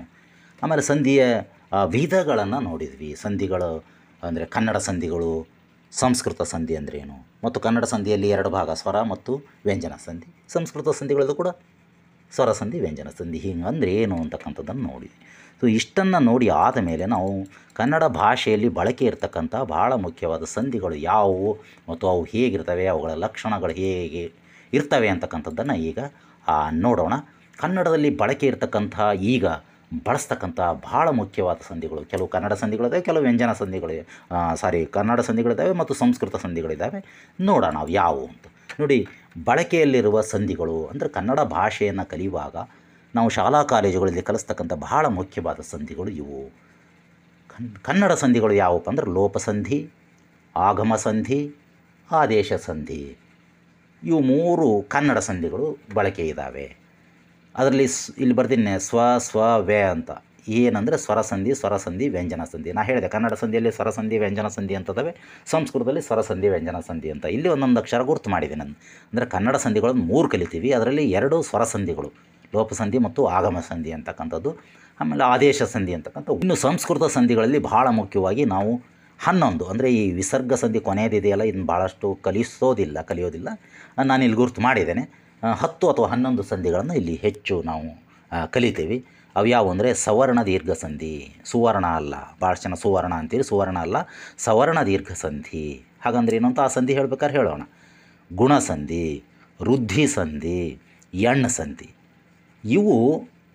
ಇವಿಷ್ಟು ಸ್ವರ ಸಂಧಿಗಳು. ಇವು ಸಂಸ್ಕೃತದಲ್ಲಿ ಜಸ್ತ್ವ ಸಂಧಿ, ಶ್ಚುತ್ವ ಸಂಧಿ, ಅನುನಾಸಿಕ ಸಂಧಿ, ವಿಸರ್ಗ ಸಂಧಿ. ಇವು ಮುಖ್ಯವಾಗಿ ವ್ಯಂಜನ ಸಂಧಿಗಳು. ಅಂದರೆ ಕನ್ನಡ ಸಂಧಿಗಳು 3, ಈ ಸಂಸ್ಕೃತ ಸಂಧಿಗಳು 8, ಅಂದರೆ 11 ಸಂಧಿಗಳು ಹೆಚ್ಚು ನಾವು ಭಾಷೆಯಲ್ಲಿ ಬಳಸ್ತಕ್ಕಂಥ ಸಂಧಿಗಳು. ಇವುಗಳಲ್ಲಿ ನಿಮಗೆ ಮೇಲ್ನೋಟಕ್ಕೆ ಗೊತ್ತಾಗ್ತದೆ, ಕನ್ನಡದಲ್ಲಿ 3 ಸಂಧಿಯಲ್ಲಿ 2 ಸ್ವರ ಸಂಧಿ, 1 ವ್ಯಂಜನ ಸಂಧಿ. ಸಂಸ್ಕೃತ ಸಂಧಿಯಲ್ಲಿ ಅವು 4, ಇವು 4 ಇದ್ದಾವೆ. ಅಂದರೆ ಸ್ವರ ಸಂಧಿ 4, ವ್ಯಂಜನ ಸಂಧಿ 4 ಅಂತ ಇದ್ದಾವೆ. ಸೊ ಇವು ಬಹಳ ಮುಖ್ಯವಾಗಿ ನಾವು ಕಲಿಬೇಕಾಗಿರ್ತಕ್ಕಂಥ ಸಂಧಿಗಳು. ಈಗ ಈ ಸಂಧಿಗಳು ಒಂದೊಂದನ್ನಾಗಿ ಯಾವ್ಯಾವ ಸಂಧಿ ಹಾಗಂದ್ರೆ ಏನು, ಆ ಪದವನ್ನು ಗೊತ್ತಿಡಿಯೋದು ಹೇಗೆ, ಲೋಪಸಂಧಿ ಹೇಗಾಗ್ತದೆ, ಆಗಮ ಸಂಧಿ ಹೇಗಾಗ್ತದೆ, ಈ ಅಂಶಗಳನ್ನು ಈಗ ಒಂದೊಂದನ್ನಾಗಿ ಕಲಿಯೋಣ. ಬನ್ನಿ ಈಗ 1ನೇ ಸಂಧಿಯನ್ನು ಪ್ರಾರಂಭ ಮಾಡೋಣ. ಅದು ಲೋಪಸಂಧಿ. ಲೋಪಸಂಧಿ ಏನು? ಲೋಪಸಂಧಿ ಅಂದರೆ ವ್ಯಾಖ್ಯೆ ನೋಡಿ. ಸ್ವರದ ಮುಂದೆ ಸ್ವರವು ಬಂದು ಸಂಧಿಯಾಗುವಾಗ ಪೂರ್ವ ಪದದ ಕೊನೆಯ ಸ್ವರವು ಲೋಪವಾಗುವುದಕ್ಕೆ ಲೋಪಸಂಧಿ ಎನ್ನುವರು. ವ್ಯಾಖ್ಯೆಯನ್ನು ಸೂಕ್ಷ್ಮವಾಗಿ ಗಮನಿಸಿ. ಸ್ವರದ ಮುಂದೆ ಸ್ವರವು ಬಂದು ಸಂಧಿ ಆಗುವಾಗ, ಅಂದರೆ ಇಲ್ಲಿ ಸಂಧಿ ಆಗುವಾಗ ಸ್ವರದ ಮುಂದೆ ಸ್ವರ ಬರ್ತದೆ, ಅಂದರೆ ಸ್ವರಸಂಧಿ. ಇದು ಕನ್ನಡ ಸಂಧಿಯಲ್ಲಿ ಸ್ವರಸಂಧಿ ಅಂತ ಅಲ್ಲಿ ವಾಕ್ಯದಲ್ಲಿಯೂ ಕೂಡ ಗೊತ್ತಾಗ್ತದೆ. ಸ್ವರದ ಮುಂದೆ ಸ್ವರವು ಬಂದು ಸಂಧಿಯಾಗುವಾಗ ಪೂರ್ವ ಪದದ ಕೊನೆಯ ಸ್ವರವು ಲೋಪವಾಗುವುದಕ್ಕೆ. ಏನು ಲೋಪ ಆಗೋದು ಅಂದರೆ, ಈ ಸಂಧಿಗಳನ್ನು ನೀವು ಅಭ್ಯಾಸ ಮಾಡುವಾಗ ಅವುಗಳ ಹೆಸರೇ ಅಲ್ಲಿ ಏನಾಗುತ್ತೆ ಸಂಧಿ ಕ್ರಿಯೆ ಅಂತಕ್ಕಂಥದ್ದನ್ನು ಹೇಳ್ತಿರ್ತದೆ. ಅವು ಸಂಸ್ಕೃತದ ಶಬ್ದಗಳಾಗಿರೋದರಿಂದ ಹೆಚ್ಚು ಪರಿಚಯ ಇರೋದಿಲ್ಲ. ಅವುಗಳ ಅರ್ಥವನ್ನು ನಾವು ತಿಳ್ಕೋಬೇಕು. ಲೋಪ ಅಂದರೆ, ಈ ಲೋಪಸಂಧಿಯಲ್ಲಿ ಲೋಪ ಅಂದರೆ ಇಲ್ಲದ ಹಾಗೆ ಆಗುವಂಥ, ಅದರ ಅರ್ಥ ಲೋಪ ಅಂದರೆ ಇಲ್ದಂಗೆ ಆಗೋದು ಅಂತ. ನಮಗೆ ಲೋಪಸಂಧಿ ಅಂದ ತಕ್ಷಣ ಗೊತ್ತಾಗ್ತದೆ ಇಲ್ಲಿ ಏನೋ ಇಲ್ದಂಗೆ ಆಗುತ್ತೆ. ಏನು ಇಲ್ದಂಗೆ ಆಗೋಕ್ಕೆ ಸಾಧ್ಯ ಇದೆ? ಅಕ್ಷರ ಇಲ್ದಂಗೆ ಆಗಬೇಕಷ್ಟೇ. ಅದು ಎಲ್ಲಿ ಆಗ್ತದೆ ಅಂತಕ್ಕಂಥದ್ದು ಸೂಕ್ಷ್ಮವಾಗಿ ನಾವು ಗಮನಿಸಬೇಕು. ಸ್ವರದ ಮುಂದೆ ಸ್ವರವು ಬಂದು ಸಂಧಿಯಾಗುವಾಗ ಪೂರ್ವ ಪದದ ಕೊನೆಯ ಸ್ವರವು ಲೋಪವಾಗುವುದಕ್ಕೆ ಲೋಪಸಂಧಿ ಎನ್ನುವರು. ಉದಾಹರಣೆಯನ್ನು ನೋಡಿ. ಊರು ಪ್ಲಸ್ ಅಲ್ಲಿ ಊರಲ್ಲಿ, ನಿನಗೆ ಪ್ಲಸ್ ಅಲ್ಲದೆ ನಿನಗಲ್ಲದೆ. ಈ ಊರು ಈಗಾಗಲೇ ನಾನು ಸಂಧಿಯ ಪ್ರಕ್ರಿಯೆಯನ್ನು ಹೇಳುವಾಗ ಹೇಳಿದೆ. ಈ ಊರು ಅನ್ನುವಾಗ ಇದು ಪೂರ್ವ ಪದ, ಅಲ್ಲಿ ಅನ್ನೋದು ಉತ್ತರ ಪದ. ಇಲ್ಲಿ ಏನು ಹೇಳ್ತಾರೆ? ಪೂರ್ವ ಪದದ ಕೊನೆಯ ಸ್ವರ ಇಲ್ದಂಗೆ ಆಗಬೇಕು, ಲೋಪ ಆಗಬೇಕು ಅಂತ. ಇಲ್ಲಿ ಆಗಿದೆಯಾ ನೋಡೋಣ. ಊರು ಪ್ಲಸ್ ಅಲ್ಲಿ ಕೂಡಿಸಿ ಬರೆದಾಗ ಊರಲ್ಲಿ. ಈ ಪೂರ್ವ ಪದದ ಮೊದಲನೇ ಅಕ್ಷರ ಇದೆ ನೋಡಿ, ಊ, ಅದು ಹಾಗೇ ಇದೆ. ಅದ್ರ ಸುದ್ದಿ ನಾವೇನು ಮಾತಾಡೋ ಅವಶ್ಯಕತೆ ಇಲ್ಲ.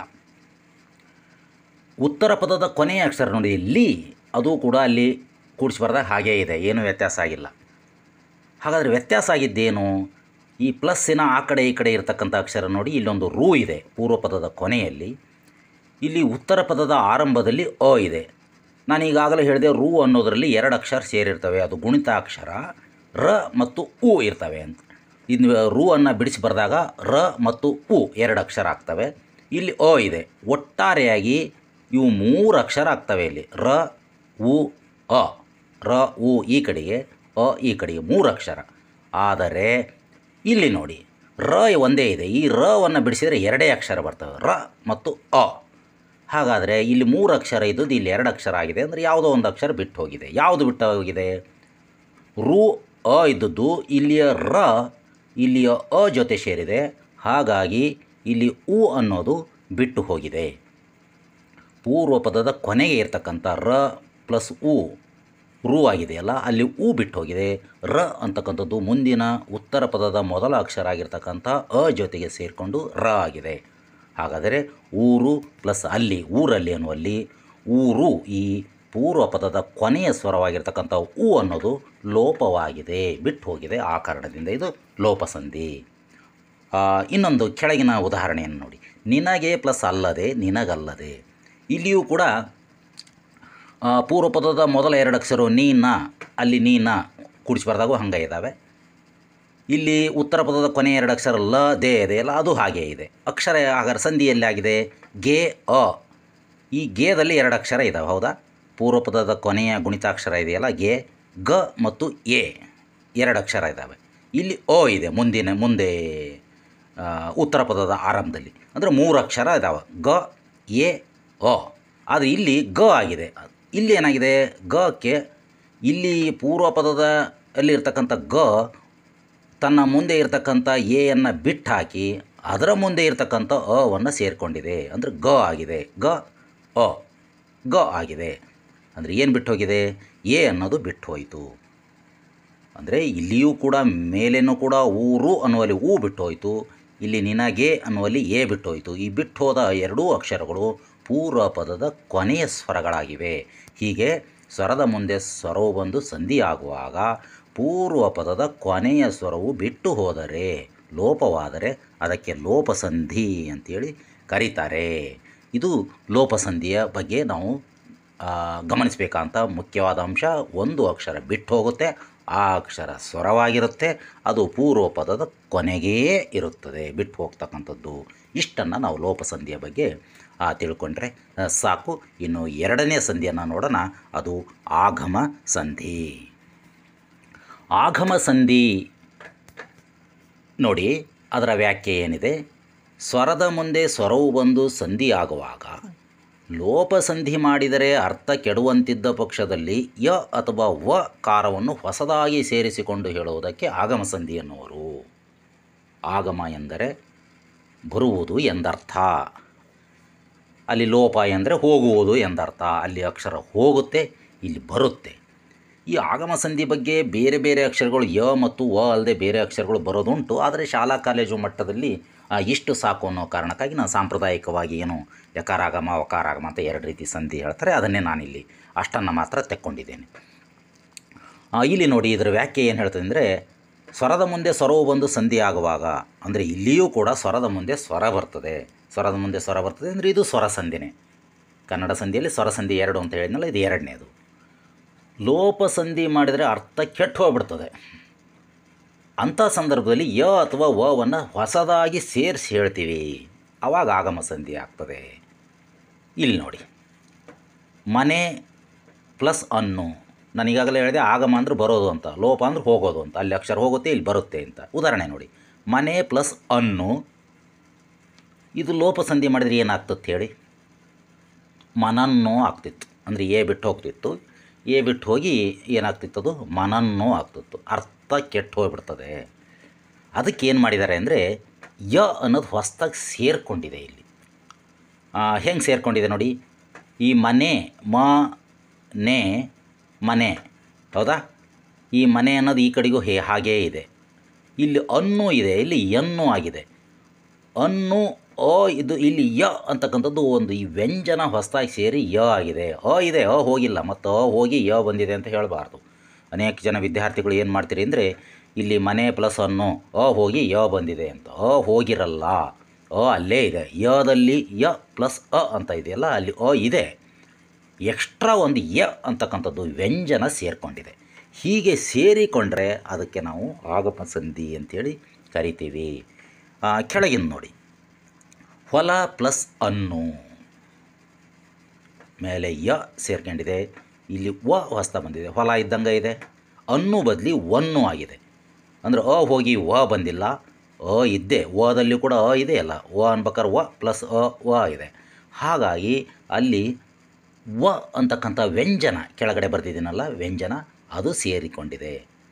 ಹೀಗೆ ಸ್ವರದ ಮುಂದೆ ಸ್ವರವು ಬಂದು ಸಂಧಿ ಲೋಪ ಸಂಧಿ ಮಾಡಿದರೆ ಅರ್ಥ ಕೆಟ್ಟು ಹೋಗ್ತದೆ. ಅಲ್ಲಿ ಮನೆ ಪ್ಲಸ್ ಅನ್ನು ಲೋಪ ಸಂಧಿ ಮಾಡಿದರೆ ಮನನ್ನೋ ಆಗ್ತಿತ್ತು, ಇಲ್ಲಿ ಏನಾಗ್ತಿತ್ತು?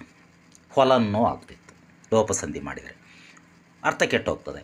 ಆ ಕಾರಣದಿಂದ ಯ ಅಥವಾ ವವನ್ನು ಸೇರಿಸಿ ಹೇಳಲಾಗಿದೆ.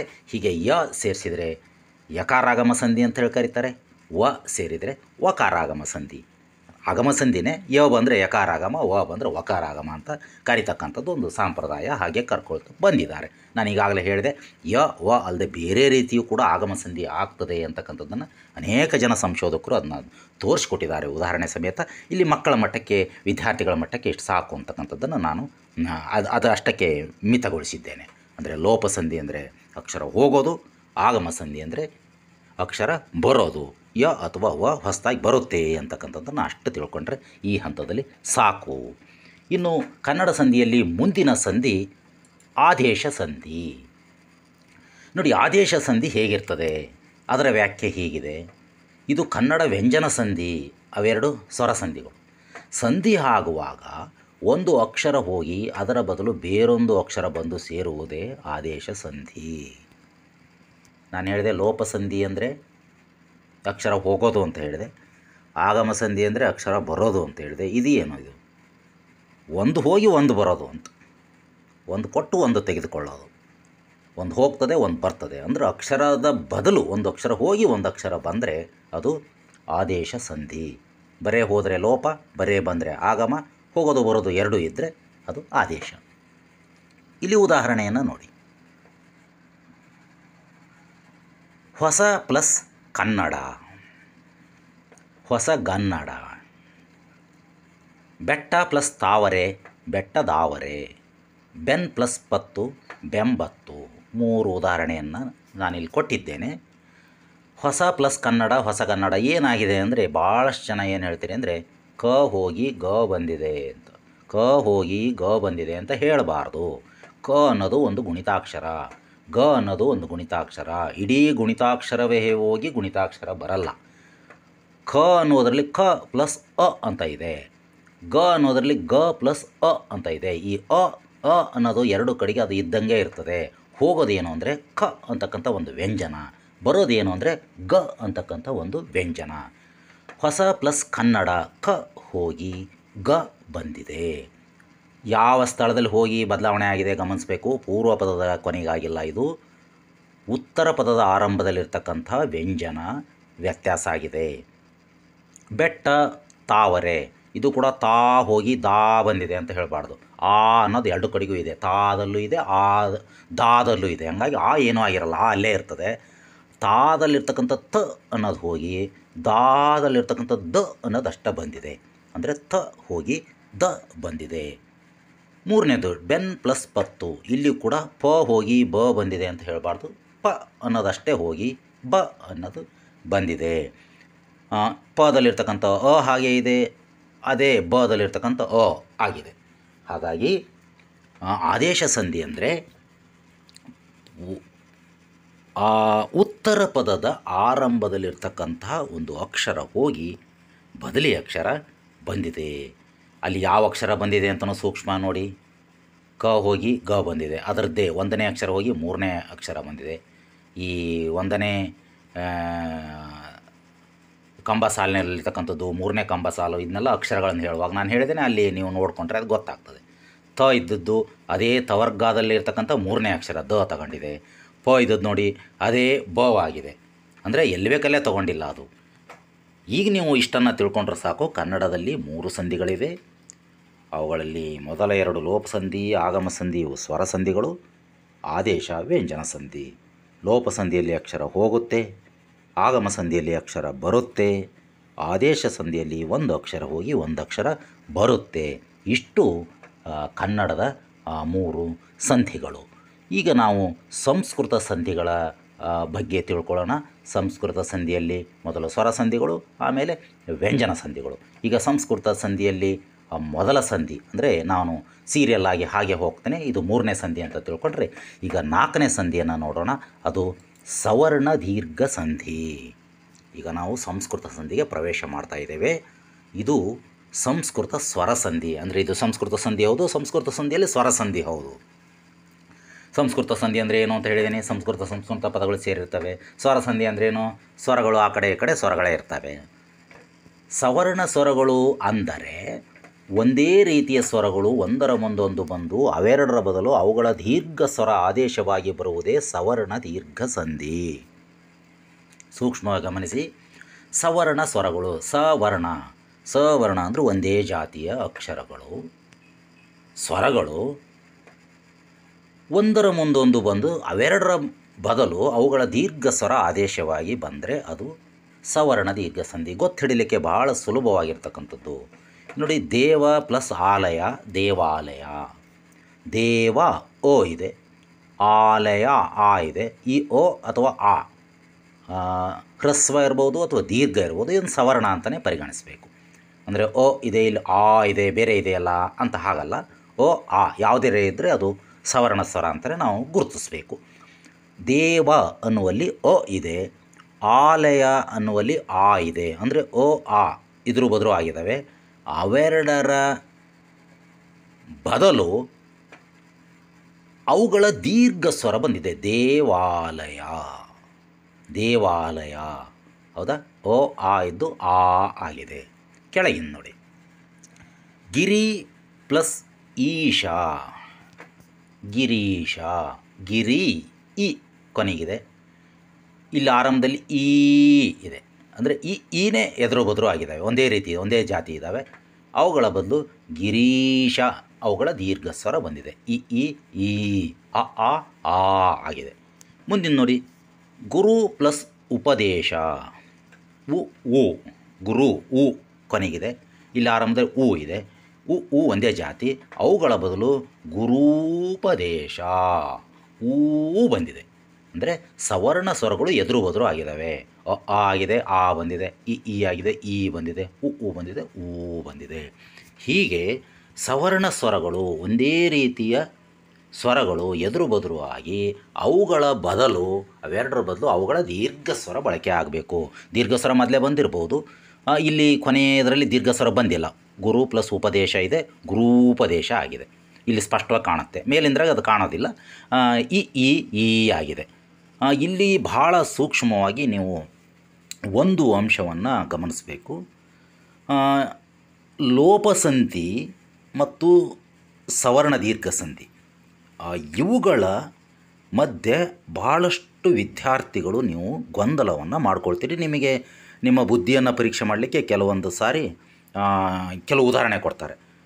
ಅದು ನಿಮಗೆ ನಾವು ಹೇಳಿಕೊಟ್ಟಿರ್ತಕ್ಕಂಥ ಲೋಪಸಂಧಿಯ ನಿಯಮಗಳೂ ಅದಕ್ಕೆ ಅನ್ವಯ ಆಗ್ತವೆ, ಸವರ್ಣ ದೀರ್ಘ ಸಂಧಿಯ ನಿಯಮಗಳು ಅನ್ವಯವಾಗ್ತವೆ. ಇಲ್ಲೇ ಒಂದು ಉದಾಹರಣೆ ತೋರಿಸ್ಬಿಡ್ತೀನಿ ನಿಮಗೆ. ಈಗ ದೇವ ಪ್ಲಸ್ ಆಲಯ ಇದೆ. ನಾನಿಲ್ಲಿ ದೇವಾಲಯ ಇದು ಸವರ್ಣ ದೀರ್ಘ ಸಂಧಿ ಅಂದೆ. ಯಾಕೆ ಹೇಳಿದೆ? ಸವರ್ಣ ದೀರ್ಘ ಸಂಧಿ ಅಂದರೆ ಒಂದೇ ರೀತಿಯ ಸ್ವರಗಳು ಎದುರು ಬದುರು ಆಗಬೇಕು, ಅವುಗಳ ದೀರ್ಘ ಸ್ವರ ಬರಬೇಕು. ಹಾಗಾದರೆ ಇದು ಯಾವುದು ಲೋಪಸಂಧಿ ಆಗಲ್ವಾ? ಹಾಗಾದರೆ ಸೂಕ್ಷ್ಮವಾಗಿ ನೋಡಿ, ಲೋಪಸಂಧಿ ನಿಯಮ ಏನು ಹೇಳಿದ್ವಿ ನಾವು? ಪೂರ್ವ ಪದದ ಕೊನೆಯ ಸ್ವರ ಲೋಪ ಆಗಬೇಕು ಅಂತ ಹೇಳಿದ್ವಿ. ಇಲ್ಲಿ ಆಗೈತೆ ಅಂತ ತಿಳ್ಕೊಬೋದಲ್ಲ. ಈಗ ದೇವ ಇಲ್ಲಿ ಹೋಗಿದೆ, ಅನ್ನೋದು ಮುಂದಿನ ಆಕ್ ಸೇರಿ ದೇವಾಲಯ ಆಗಿದೆ. ಅಂದರೆ ಪೂರ್ವ ಪದದ ಕೊನೆಯ ಸ್ವರವಾಗಿರ್ತಕ್ಕಂಥ ಅನ್ನೋದು ಲೋಪ ಆಗಿದೆ ಅಂತ ತಿಳ್ಕೊಬೋದಲ್ಲ ನಾವೀಗ. ಸಾಧ್ಯ ಇದೆಯಲ್ಲ? ಹೌದು. ಇಲ್ಲಿ ಲೋಪಸಂಧಿಯ ನಿಯಮಗಳು ಅದಕ್ಕೆ ಅನ್ವಯವಾಗ್ತವೆ, ಸವರ್ಣ ದೀರ್ಘ ಸಂಧಿಯ ನಿಯಮವು ಅದಕ್ಕೆ ಅನ್ವಯ ಆಗ್ತದೆ. ಗಿರೀಶನು ಕೂಡ ಅಷ್ಟೇ. ಗಿರಿ ಪ್ಲಸ್ ಈಶ ಇವೆರಡು ಸೇರಿ ದೀರ್ಘ ಸ್ವರ ಆಗೈತಿ ಅಂದರೆ ಅದು ಸವರ್ಣ ದೀರ್ಘ ಸಂಧಿ ಆಗ್ತದೆ. ಇಲ್ಲಿ ಮೊದಲ ಬಿಟ್ಟು ಹೋಗಿದೆ ಅಂತ ನಾನು ಹೇಳೋದಾದರೆ ಅದು ಲೋಪಸಂಧಿ ಆಗಿಬಿಡ್ತದೆ. ಮತ್ತು ಹಿಂಗಿದ್ದಾಗ ಹೇಗೆ ಬರಿಬೇಕು? ಹೀಗಿದ್ದಾಗ ಅಂದರೆ ಲೋಪಸಂಧಿಯ ನಿಯಮಗಳು ಅನ್ವಯವಾಗ್ತವೆ ಮತ್ತು ಸವರ್ಣ ದೀರ್ಘ ಸಂಧಿಯ ನಿಯಮಗಳು ಅದಕ್ಕೆ ಸ್ಪಷ್ಟವಾಗಿ ಅನ್ವಯವಾಗ್ತವೆ ಅಂದಾಗ ನಾವು ಸೂಕ್ಷ್ಮವಾಗಿ ಗಮನಿಸಬೇಕು, ಆ ಪದಗಳು ಕನ್ನಡದವ ಅಥವಾ ಸಂಸ್ಕೃತದವ. ದೇವ ಅನ್ನೋದು ಸಂಸ್ಕೃತ ಪದ, ಗಿರಿ ಅನ್ನೋದು ಈಶಾ ಅನ್ನೋವು ಸಂಸ್ಕೃತ ಪದಗಳು. ಹೀಗಾಗಿ ಇದು ಸಂಸ್ಕೃತ ಸಂಧಿ. ಆವಾಗ ನಿಮಗೆ ಆಪ್ಷನ್ ಕೊಡ್ಬೇಕಾದ್ರು ಏನು ಮಾಡ್ತಾರೆ ಅಂದರೆ, ಇದು ಯಾವ ಸಂಧಿ ಅಂತ ಕೊಡ್ಬೇಕಾದ್ರೆ ಆಪ್ಷನ್ ಕೊಡ್ಬೇಕಾದ್ರೆ ಇವೆರಡಂತೂ ಕಡ್ಡಾಯವಾಗಿ ಕೊಟ್ಬಿಡ್ತಾರೆ. ಅದನ್ನ ಲೋಪಸಂಧಿ ಸವರ್ಣ ದೀರ್ಘ ಸಂಧಿ ಅಂತ ಕೊಟ್ಟು ಇನ್ಯಾಲ್ಡು ಯಾವ ಕೊಡ್ತಾರೆ, ಅವೆರಡು ಯಾವಲ್ಲ ಅಲ್ಲ ಅಂತ ನಿಮಗೆ ಗೊತ್ತಾಗುತ್ತೆ. ನೀವು ಇವೆರಡರಲ್ಲಿ ಸಿಕ್ಕಾಕೊಂಡು ಅದ್ರ ಬದಲು ಇದ್ರ ಬದಲು ಅದನ್ನು ಬರೆಯೋ ಸಾಧ್ಯತೆ ಇರ್ತದೆ. ಆಗ ಕೊಟ್ಟಾಗ ನೀವು ಸ್ಪಷ್ಟವಾಗಿ ಅದು ಎರಡೂ ಸಂಧಿಯ ನಿಯಮಗಳು ಅನ್ವಯವಾಗ್ತಿದ್ದರೂ ಕೂಡ ಅಂಥ ಒಂದು ಸಂಕೀರ್ಣ ಸಂದರ್ಭದಲ್ಲಿ ಆ ಪದಗಳು ಸಂಸ್ಕೃತದವ ಅಥವಾ ಕನ್ನಡದವ ಅಂತ ವಿವೇಚನೆ ಮಾಡಿ ಸಂಸ್ಕೃತವಾದರೆ ಸವರ್ಣ ದೀರ್ಘ ಸಂಧಿ ಅಂತ, ಮತ್ತು ಅದು ಕನ್ನಡ ಪದಗಳಾದರೆ ಕನ್ನಡದ ಲೋಪಸಂಧಿ ಅಂತ ಬರಿಬೇಕಾಗ್ತದೆ. ಯಾಕಂದರೆ ಕನ್ನಡದಲ್ಲಿ ಸವರ್ಣ ದೀರ್ಘ ಸಂಧಿ ಇಲ್ಲ. ಈಗ ನನ್ನ ಪ್ಲಸ್ ಅಕ್ಕ, ನನ್ನ ಅಕ್ಕ ಆಗಲ್ಲ, ಅದು ನನ್ನ ಅಕ್ಕ ಲೋಪಸಂಧಿನೇ ಆಗಿಬಿಡ್ತದೆ. ಹಾಗಾಗಿ ಕನ್ನಡ ಪದಗಳಲ್ಲಿ ಸವರ್ಣ ದೀರ್ಘ ಸಂಧಿ ಇರೋದಿಲ್ಲ. ಹಾಗಾಗಿ ಇಂಥ ಸಂದರ್ಭದಲ್ಲಿ ಬಹಳ ಸೂಕ್ಷ್ಮವಾಗಿ ಅವನ್ನು ನೀವು ನೋಡಬೇಕು. ಮತ್ತೊಮ್ಮೆ ನಾನು ಸವರ್ಣ ದೀರ್ಘ ಸಂಧಿ ಅಂದರೆ ಏನು ಹೇಳಿದೆ? ಸವರ್ಣ ಸ್ವರಗಳು ಒಂದರ ಮುಂದೆ ಒಂದು ಬರಬೇಕು, ಅವೆರಡರ ಬದಲು ಅವುಗಳ ದೀರ್ಘ ಸ್ವರ ಬರಬೇಕು. ದೇವಾಲಯ, ಗಿರೀಶ, ಗುರೂಪದೇಶ, ಶಿವಾಲಯ, ಹೀಗೆ ಅನೇಕ ಉದಾಹರಣೆಯನ್ನು ನಾವು ಕೊಡ್ತಾ ಹೋಗ್ಬೋದು. ಈಗ ಮುಂದಿನ ಸಂಧಿಯನ್ನು ನೋಡೋಣ. ಸಂಸ್ಕೃತ ಸಂಧಿಯಲ್ಲಿ, ಸ್ವರ ಸಂಧಿಯಲ್ಲಿ ಮುಂದಿನ ಸಂಧಿ ಇರ್ತಕ್ಕಂಥದ್ದು ಗುಣಸಂಧಿ. ಗುಣಸಂಧಿ ಅಂದರೆ ಏನು? ಇದು ಸಂಸ್ಕೃತ ಸ್ವರ ಸಂಧಿ. ಪೂರ್ವ ಪದದ ಕೊನೆಯಲ್ಲಿರುವ ಆ ಕಾರಗಳಿಗೆ ಉತ್ತರ ಪದದಲ್ಲಿ ಈ ಕಾರಗಳು ಎದುರಾದಾಗ ಏ ಕಾರವು, ಉ ಕಾರಗಳು ಎದುರಾದಾಗ ಓ ಕಾರವು, ರು ಕಾರವು ಎದುರಾದಾಗ ಅರ್ ಕಾರವು ಆದೇಶವಾಗಿ ಬರುವುದೇ ಗುಣಸಂಧಿ.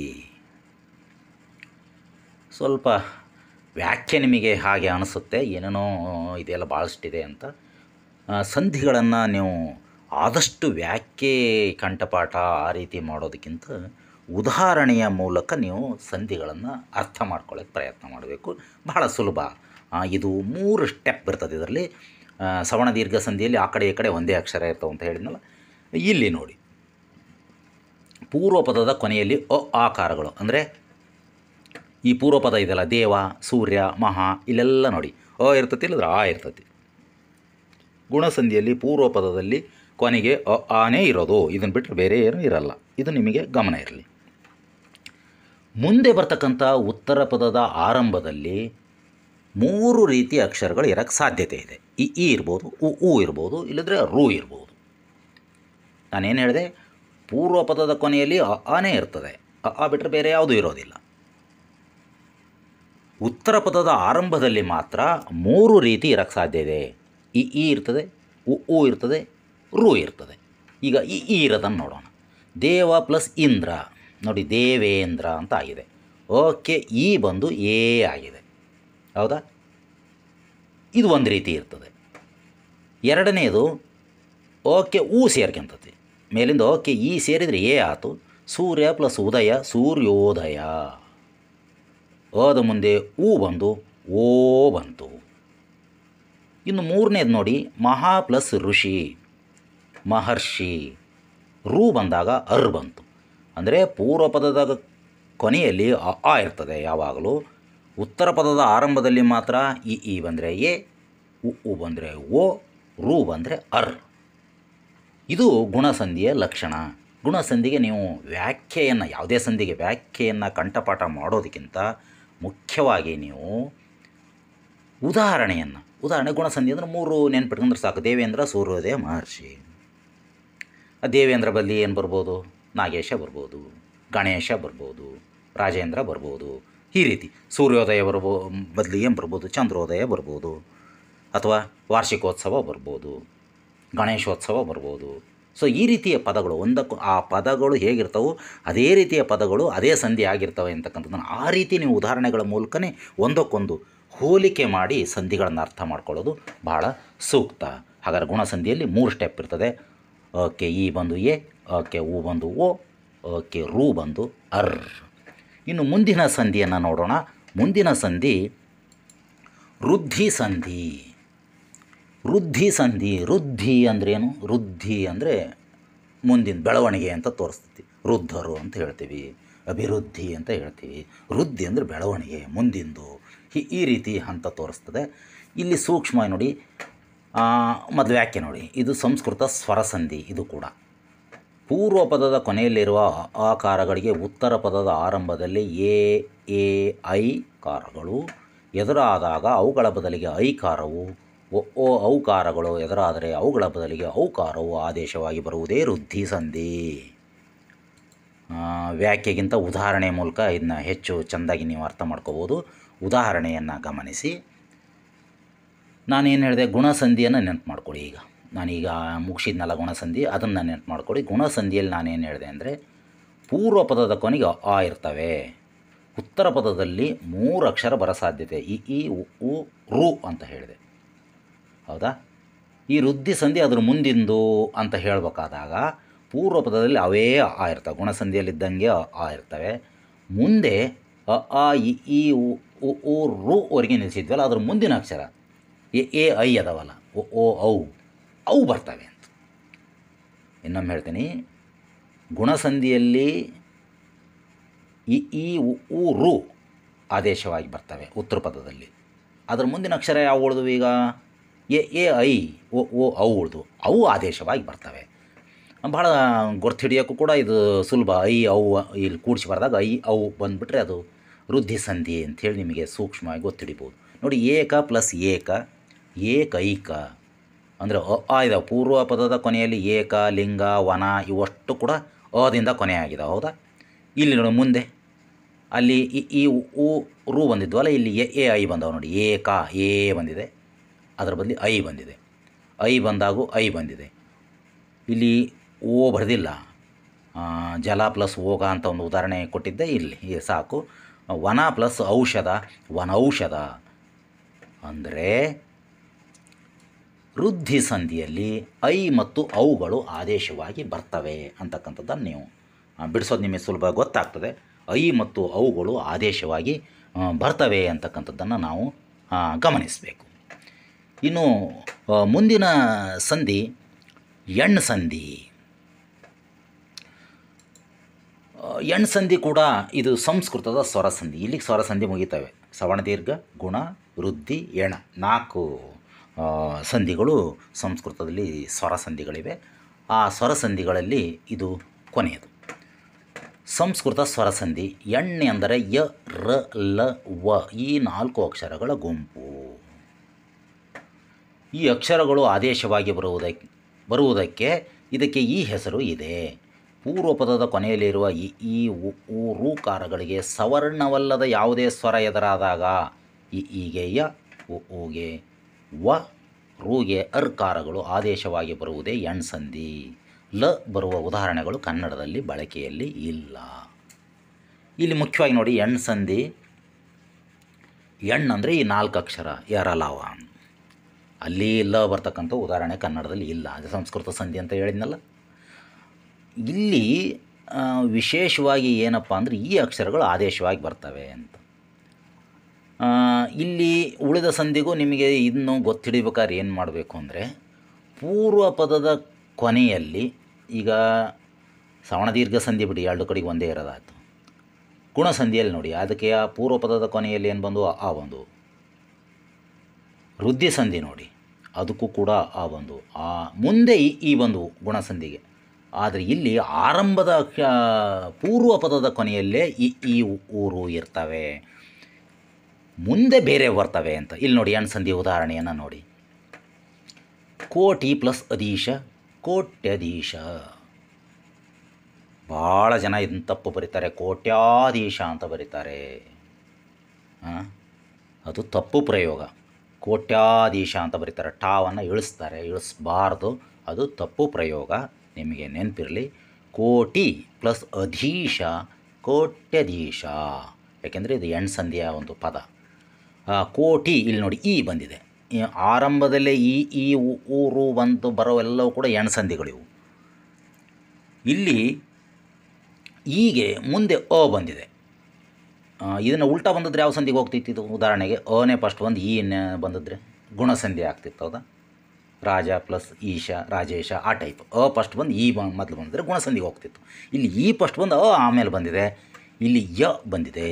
ಯ ಬಂದು ಇಲ್ಲಿ ಈ ಇದ್ದದಕ್ಕೆ ಇದು ಯ ಬಂದಿದೆ. ಕೋಟ್ಯ, ಯ ಹೊಸ್ದಾಗಿ ಬಂದಿದೆ ನೋಡಿ, ಯ ಒತ್ತಿದೆ ಅಲ್ಲ ಇಲ್ಲಿ ಯ. ಅದೇ ರೀತಿ ನೋಡಿ, ಮನು ಪ್ಲಸ್ ಅಂತರ. ಮನು ಅನ್ನುವಲ್ಲಿ ಉ ಇದೆ. ಉಕ್ಕೆ ಅ ಸೇರಿ ವ ಬಂದಿದೆ. ಒಂದು ವೇಳೆ ಅನೇ ಫಸ್ಟ್ ಬಂದು ಉ ನಂತರ ಬಂದಿದ್ರೆ ಸೂರ್ಯ ಪ್ಲಸ್ ಉದಯ, ಸೂರ್ಯೋದಯ, ಅದು ಗುಣಸಂಧಿ ಆಗಿಬಿಡ್ತಿತ್ತು. ಆದರೆ ಉ ಫಸ್ಟ್ ಬಂದು ಉತ್ತರ ಪದದಲ್ಲಿ ಅದಕ್ಕೆ ಅದಲ್ಲದ ಬೇರೆ ಸ್ವರ ಬಂದಿದೆ, ಆದ್ದರಿಂದ ಇದು ವ ತಗೊಂಡಿದೆ. ಮನ್ವಂತರ. ಪಿತೃ ಪ್ಲಸ್ ಅರ್ಜಿತ, ರು. ಇದು ಕೂಡ ನೋಡಿ ಗುಣಸಂಧಿಯ ವಿರುದ್ಧ ಪ್ರಕ್ರಿಯೆ ಕಂಡಂಗಾಗುತ್ತೆ, ನೋಡಬೇಕು. ಗುಣಸಂಧಿಯಲ್ಲಿ ಏನಾಗ್ತಿತ್ತು, ಈ ಉತ್ತರ ಪದದಲ್ಲಿ ಆರಂಭದಲ್ಲಿ ಇದ್ದಾವಲ್ಲ, ಇವು ಪೂರ್ವ ಪದದ ಕೊನೆಗೆ ಬರ್ತಿದ್ವು. ಪೂರ್ವ ಪದದ ಕೊನೆಯಲ್ಲಿದ್ದವು ಉತ್ತರ ಪದಕ್ಕೆ ಬರ್ತಿದ್ವು, ಹೌದಾ? ಅಲ್ಲಿ ನಾವು ನೋಡಿದ್ವಿ ರಾಜ ಪ್ಲಸ್ ಋಷಿ, ರಾಜರ್ಷಿ, ಹೀಗೆಲ್ಲ ನೋಡಿದ್ವಿ. ಇಲ್ಲಿ ಅದಕ್ಕೆ ವಿರುದ್ಧ ಪ್ರಕ್ರಿಯೆ. ಈ ಊರು ಅನ್ನೋ ಆರಂಭದಲ್ಲೇ ಬರ್ತವೆ. ಸವರ್ಣವಲ್ಲದ, ಆ ಜಾತಿ ಅಲ್ಲದ ಬೇರೆ ಸ್ವರಗಳು ಮುಂದೆ ಬರ್ತವೆ. ಆವಾಗ ಯ, ವ, ರ ಈ ಕಾರಗಳು, ಈ ಅಕ್ಷರಗಳು ಹೊಸದಾಗಿ ಬಂದು ಸೇರ್ಕೊಳ್ತವೆ. ಇದಕ್ಕೆ ಎಣ್ ಸಂಧಿ ಅಂಥೇಳಿ ನಾವು ಕರಿತೇವೆ. ಇಲ್ಲಿ ನಾವು ಕನ್ನಡದ ಸಂಧಿಗಳನ್ನು ಮುಗಿಸಿದ್ವಿ. ಸಂಸ್ಕೃತ ಸಂಧಿಗಳಲ್ಲಿ ಸ್ವರ ಸಂಧಿಗಳು: ಸವಣದೀರ್ಘ ಸಂಧಿ, ಗುಣಸಂಧಿ, ವೃದ್ಧಿ ಸಂಧಿ, ಎಣ್ ಸಂಧಿ. ಸವಣದೀರ್ಘ ಸಂಧಿಯಲ್ಲಿ ಏನಿರ್ತದೆ, ಎರಡೂ ಅಕ್ಷರಗಳು ಎರಡು ಕಡೆಗೆ ಒಂದೇ ರೀತಿ ಅಕ್ಷರ ಇರುತ್ತೆ, ಅವುಗಳ ದೀರ್ಘ ಬರ್ತದೆ. ಗುಣಸಂಧಿಯಲ್ಲಿ ಏನಾಗ್ತದೆ, 3 ಸ್ಟೆಪ್ ಇರ್ತದೆ. ಓಕೆ, ಈ ಬಂದರೆ ಎ, ಓಕೆ ಉ ಬಂದರೆ ಓ, ಹೌದಾ? ಓಕೆ ರು ಬಂದರೆ ಅರ್ಕಾರ ಬರ್ತದೆ. ವೃದ್ಧಿ ಸಂಧಿಯನ್ನು ಗೊತ್ತಿಡಿಯೋದು ಸುಲಭ. ಐ ಮತ್ತು ಅವುಗಳು ಆದೇಶವಾಗಿ ಬರ್ತವೆ. ಎಣ್ ಸಂಧಿ ವಿಶೇಷವಾಗಿ ನಿಮಗೆ ಗೊತ್ತಾಗ್ತದೆ. ಈ ಅನ್ನು ಮೊದಲೇ ಆರಂಭದಲ್ಲೇ ಬಂದಿರ್ತವೆ. ಇದು ಬಹಳ ಸಂಧಿ ಯಾವುದರಲ್ಲಿ ಸವಣದೀರ್ಘ ಸಂಧಿಯಲ್ಲಿ ಬಿಟ್ಟರೆ ಬೇರೆ ಸಂಧಿಯಲ್ಲಿ ಬರೋದಿಲ್ಲ ನೋಡಿ. ಈ ರು ಅನ್ನು ಆರಂಭದಲ್ಲೇ ಬಂದು ಈ ರೀತಿಯ ಪದಗಳು ಮುಂದೆ ಬರ್ತವೆ. ಇದು ಕೂಡ ಸವಣ ದೀರ್ಘ ಸಂಧಿಯಲ್ಲಿ ಬಿಟ್ಟರೆ ಈ ರೀತಿಯ ಈ ರು ಮೊದಲೇ ಬರೋದಿಲ್ಲ. ಆ ಕಾರಣದಿಂದ ಎಣ್ ಸಂಧಿ ಇದು ಸಂಸ್ಕೃತ ಸ್ವರ ಸಂಧಿಯಲ್ಲಿ ಕೊನೆಯ ಸಂಧಿ. ಇಲ್ಲಿಗೆ ಸಂಸ್ಕೃತ ಸಂಧಿಗಳಲ್ಲಿ ಸ್ವರ ಸಂಧಿಗಳು ಮುಗಿದವು. ನಾವು ಸಂಸ್ಕೃತ ಸಂಧಿಗಳಲ್ಲಿ ಸ್ವಲ್ಪ ಕಡಿಮೆ ಬಳಕೆಯಲ್ಲಿರ್ತಕ್ಕಂಥ ಸಂಧಿಗಳಾಗಿರ್ತಕ್ಕಂಥ ವ್ಯಂಜನ ಸಂಧಿಗಳನ್ನು ಈಗ ನೋಡೋಣ. ವ್ಯಂಜನ ಸಂಧಿಗಳಲ್ಲಿ ಮೊದಲನೇದು ಅಂದರೆ ನಮ್ಮ ಸೀರಿಯಲ್ನಲ್ಲಿ 8ನೇ ಸಂಧಿ ಜಸ್ತ್ವ ಸಂಧಿ. ಆ ಜಸ್ತ್ವ ಸಂಧಿ ಅಂದರೆ ಏನು ಅಂತ ಈಗ ನೋಡೋಣ. ಜಸ್ತ್ವ ಸಂಧಿ. ನಾನೀಗಾಗಲೇ ಹೇಳಿದೆ, ಜಸ್ತ್ವ ಸಂಧಿ ಇದು ಸಂಸ್ಕೃತ ಸಂಧಿ. ಸಂಸ್ಕೃತ ಸಂಧಿಯಲ್ಲಿ ವ್ಯಂಜನ ಸಂಧಿ ಅಂತ. ಇಲ್ಲಿಂದ ಮುಂದಿರ್ತಕ್ಕಂಥ ಸಂಸ್ಕೃತ ವ್ಯಂಜನ ಸಂಧಿಗಳು ಬಳಕೆಗಳು ಕಡಿಮೆ. ಆದಾಗ್ಯೂ ಕೂಡ ನೀವು ಹೈಸ್ಕೂಲು ಅಥವಾ ಆ ಮಟ್ಟಕ್ಕೆ ಹೋದಂಥ ವಿದ್ಯಾರ್ಥಿಗಳು, ಅಲ್ಲಿಂದ ಮುಂದೆ ಅಭ್ಯಾಸ ಮಾಡ್ತಿರ್ತಕ್ಕಂಥವರು ಈ ಸಂಧಿಯನ್ನು ಕಲಿತಕ್ಕಂಥ ಅವಶ್ಯಕತೆ ಇದೆ. ನೋಡಿ, ಜಸ್ತ್ವ ಸಂಧಿ ಅಂದರೆ ಏನು? ಇದು ಸಂಸ್ಕೃತ ವ್ಯಂಜನ ಸಂಧಿ. ಪೂರ್ವ ಪದದ ಕೊನೆಯಲ್ಲಿರುವ ವರ್ಗ ಪ್ರಥಮಾಕ್ಷರಗಳಾದ ಕ, ಚ, ಟ, ತ, ಪ ವ್ಯಂಜನಗಳಿಗೆ ಯಾವುದೇ ಅಕ್ಷರ ಎದುರಾದರೂ ಸಂಧಿಯಾಗುವಾಗ ವರ್ಗ ತೃತೀಯಾಕ್ಷರಗಳಾದ ಗ, ಜ, ಡ, ದ, ಬ ವ್ಯಂಜನಗಳು ಆದೇಶವಾಗಿ ಬರುವುದೇ ಜಸ್ತ್ವ ಸಂಧಿ. ಇಲ್ಲಿ ವರ್ಗದ ಪ್ರಥಮಾಕ್ಷರಗಳು, ವರ್ಗದ ತೃತೀಯಾಕ್ಷರಗಳು ಅಂತ ಹೇಳಿ ಪದಗಳನ್ನು ಬಳಸಿದ್ವಿ. ಏನು ವರ್ಗ ಅಂದರೆ ಏನು, ಅವು ಪ್ರಥಮಾಕ್ಷರಗಳು ಅಂದರೆ ಯಾವುವು, ತೃತೀಯಾಕ್ಷರಗಳಂದರೆ ಯಾವುವು, ಇವುಗಳನ್ನೆಲ್ಲವನ್ನು ಕೂಡ ನಾನು ಅಕ್ಷರಗಳು ಅಂತಕ್ಕಂಥ ಒಂದನೇ ವಿಡಿಯೋದಲ್ಲಿ ಸ್ಪಷ್ಟವಾಗಿ ಹೇಳಿದ್ದೇನೆ. ಅದಕ್ಕಾಗಿಯೇ ನಾನು ಆ ವಿಡಿಯೋವನ್ನು ನೋಡಿ ಅಂತಕ್ಕಂಥದ್ದನ್ನು ಹೇಳಿದ್ದು. ಈಗ ವ್ಯಂಜನಗಳಲ್ಲಿ, ವರ್ಗೀಯ ವ್ಯಂಜನಗಳಲ್ಲಿ ನಾವು ಪ್ರಥಮ ಕವರ್ಗ, ಚವರ್ಗ ಅಂತ ಈ ರೀತಿ ಗುರುತು ಮಾಡ್ತೀವಿ. ಕಂಬ ಸಾಲುಗಳನ್ನು ಕೂಡ ನಾವು ಪ್ರಥಮ ಅಕ್ಷರಗಳು, ದ್ವಿತೀಯ ಅಕ್ಷರಗಳು, ತೃತೀಯ ಅಕ್ಷರಗಳು ಈ ರೀತಿ ಗುರುತು ಮಾಡ್ತೇವೆ. 1ನೇ ಕಂಬ ಸಾಲು, 2ನೇ ಕಂಬ ಸಾಲು, 3ನೇ ಕಂಬ ಸಾಲು ಅಂತ ಗುರುತು ಮಾಡ್ತೇವೆ. ಅಲ್ಲಿ ನೀವು ಅಕ್ಷರಗಳ ಬಗ್ಗೆ ಸ್ಪಷ್ಟವಾಗಿ ನೀವು ತಿಳ್ಕೊಂಡು ಬಂದರೆ ಇಲ್ಲಿ ಅದು ಸ್ಪಷ್ಟವಾಗಿ ಅರ್ಥ ಆಗ್ತದೆ. ವರ್ಗದ ಪ್ರಥಮಾಕ್ಷರಗಳು ಅಂದರೆ ಕವರ್ಗ, ಚವರ್ಗ, ಠವರ್ಗ, ತವರ್ಗ, ಪವರ್ಗ ಅಂತ ಏನೋ ವರ್ಗ ಇದೆ, ಅದರ ಕಂಬ ಸಾಲು 1ನೇ ಕಂಬ ಸಾಲು ಕ, ಚ, ಟ, ತ, ಪ ಇವು 1ನೇ. ಇವುಗಳಿಗೆ ಪೂರ್ವ ಪದದಲ್ಲಿ ಇರ್ತಕ್ಕಂಥ ಈ ಅಕ್ಷರಗಳಿಗೆ ಉತ್ತರ ಪದದ ಆರಂಭದಲ್ಲಿ ಬೇರೆ ಯಾವುದೇ ಅಕ್ಷರ ಬಂದರೂ ಕೂಡ ಈ ಅಕ್ಷರಗಳು ತಮ್ಮ ವರ್ಗದ 3ನೇ ಅಕ್ಷರಗಳನ್ನು ಪಡ್ಕೊಳ್ತವೆ. ಅಂದರೆ ಕ ಅನ್ನೋದು ತನ್ನ 3ನೇ ಅಕ್ಷರ ಯಾವುದು, ಗ ತೆಗೆದುಕೊಳ್ತದೆ. ಛ ಅನ್ನೋದು ಜ ತೆಗೆದುಕೊಳ್ತದೆ. ಟ ಅನ್ನೋದು ಡ ತೆಗೆದುಕೊಳ್ತದೆ. ತ ಅನ್ನೋದು ದ ತೆಗೆದುಕೊಳ್ತದೆ. ಪ ಅನ್ನೋದು ಬವನ್ನು ತೆಗೆದುಕೊಳ್ತದೆ. ಅಂದರೆ ವರ್ಗದ ಪ್ರಥಮಾಕ್ಷರಗಳು ಅದೇ ವರ್ಗದ 3ನೇ ಅಕ್ಷರಗಳನ್ನು ತೆಗೆದುಕೊಳ್ಳೋದು ಜಸ್ತ್ವ ಸಂಧಿ ಆಗ್ತದೆ. ಉದಾಹರಣೆ ಮೂಲಕ ಇದನ್ನು ನೋಡೋಣ. ನೋಡಿ, ಉದಾಹರಣೆ ನೋಡಿ. ವಾಕ್ ಪ್ಲಸ್ ದಾನ, ವಾಗ್ದಾನ. ನಾನು ಹೇಳಿದೆ ವರ್ಗದ ಪ್ರಥಮಾಕ್ಷರಗಳಿಗೆ 3ನೇ ಅಕ್ಷರ ಬರಬೇಕು. 1ನೇ ಕಂಬ ಸಾಲಿಗೆ 3ನೇ ಕಂಬ ಸಾಲಿನ ಅಕ್ಷರ ಬರಬೇಕು, ಅದೇ ವರ್ಗದಲ್ಲಿ ಬರಬೇಕು. ಕ ಇದು ವರ್ಗದ ಪ್ರಥಮಾಕ್ಷರ, ಕವರ್ಗದ ಪ್ರಥಮಾಕ್ಷರ. ಇದಕ್ಕೆ ಗ ಬಂದಿದೆ ನೋಡಿ, ವರ್ಗದ 3ನೇ ಅಕ್ಷರ ಕಕ್ಕೆ ಗ ಬಂದಿದೆ. ವಾಕ್ ಪ್ಲಸ್ ದಾನ, ವಾಗ್ದಾನ. ಅಚ್ ಪ್ಲಸ್ ಅಂತ, ಅಜಂತ. ಚಕ್ಕೆ ಜ ಬಂದಿದೆ, ಅದರ 3ನೇ ಅಕ್ಷರ ಬಂದಿದೆ. ಷಟ್ ಪ್ಲಸ್ ಆನನ, ಷಡಾನನ. ಟಕ್ಕೆ ಡ ಬಂದಿದೆ. ಟ ವರ್ಗದ 1ನೇ ಅಕ್ಷರ, ಡ ಅದೇ ವರ್ಗದ 3ನೇ ಅಕ್ಷರ. ಸತ್ ಪ್ಲಸ್ ಆನಂದ, ಸದಾನಂದ. ಇಲ್ಲಿ ತಕ್ಕೆ ದ ಬಂದಿದೆ, 3ನೇ ಅಕ್ಷರ ಬಂದಿದೆ. ಅಪ್ ಪ್ಲಸ್ ದಿ, ಅಬ್ಧಿ. ಇಲ್ಲಿ ಪಕ್ಕೆ ಬ ಬಂದಿದೆ. ಅಂದರೆ ಪೂರ್ವ ಪದದ ಕೊನೆಯಲ್ಲಿರ್ತಕ್ಕಂಥ ವರ್ಗದ ಪ್ರಥಮಾಕ್ಷರಗಳಾದ ಕ, ಚ, ಟ, ತ, ಪ ಇವೇ ಇದಾವೆ ನೋಡಿ.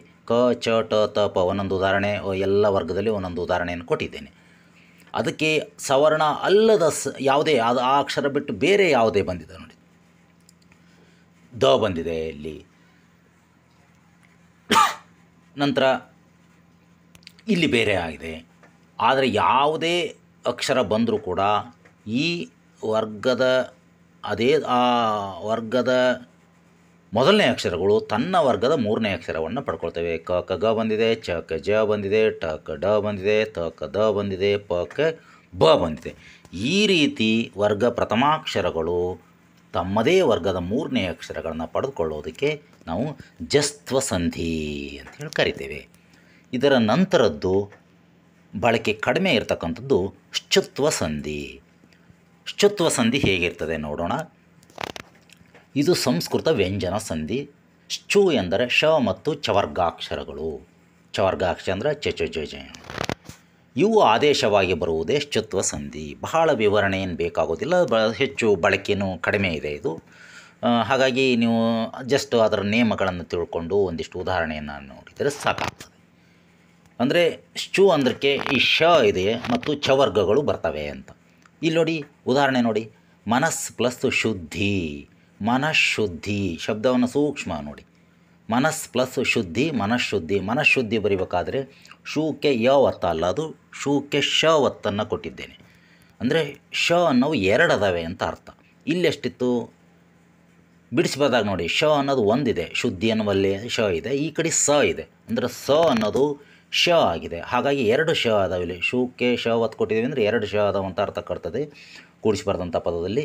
ಆ ಒಂದು ಶ ಇಲ್ಲಿ ಇದ್ದದ್ದು, ಇನ್ನೊಂದು ಸ ಇದ್ದದ್ದು ಶ ಆಗಿದೆ, ಅಲ್ಲಿ ಎರಡು ಶ ಆದವು.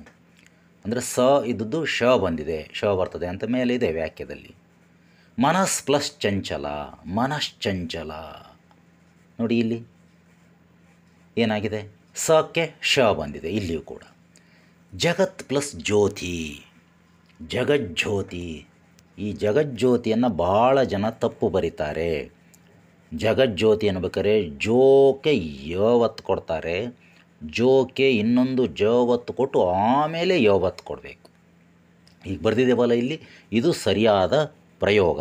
ಜಗಜ್ಯೋತಿ ಬಸವೇಶ್ವರ ಹೀಗೆಲ್ಲ ಬರೀತಿರ್ತಾರೆ, ಅಲ್ಲಿ ಎಲ್ಲ ಬರೀಬೇಕಾದ್ರೆ ಈ ರೀತಿ ಬರೆಯೋದಿಲ್ಲ.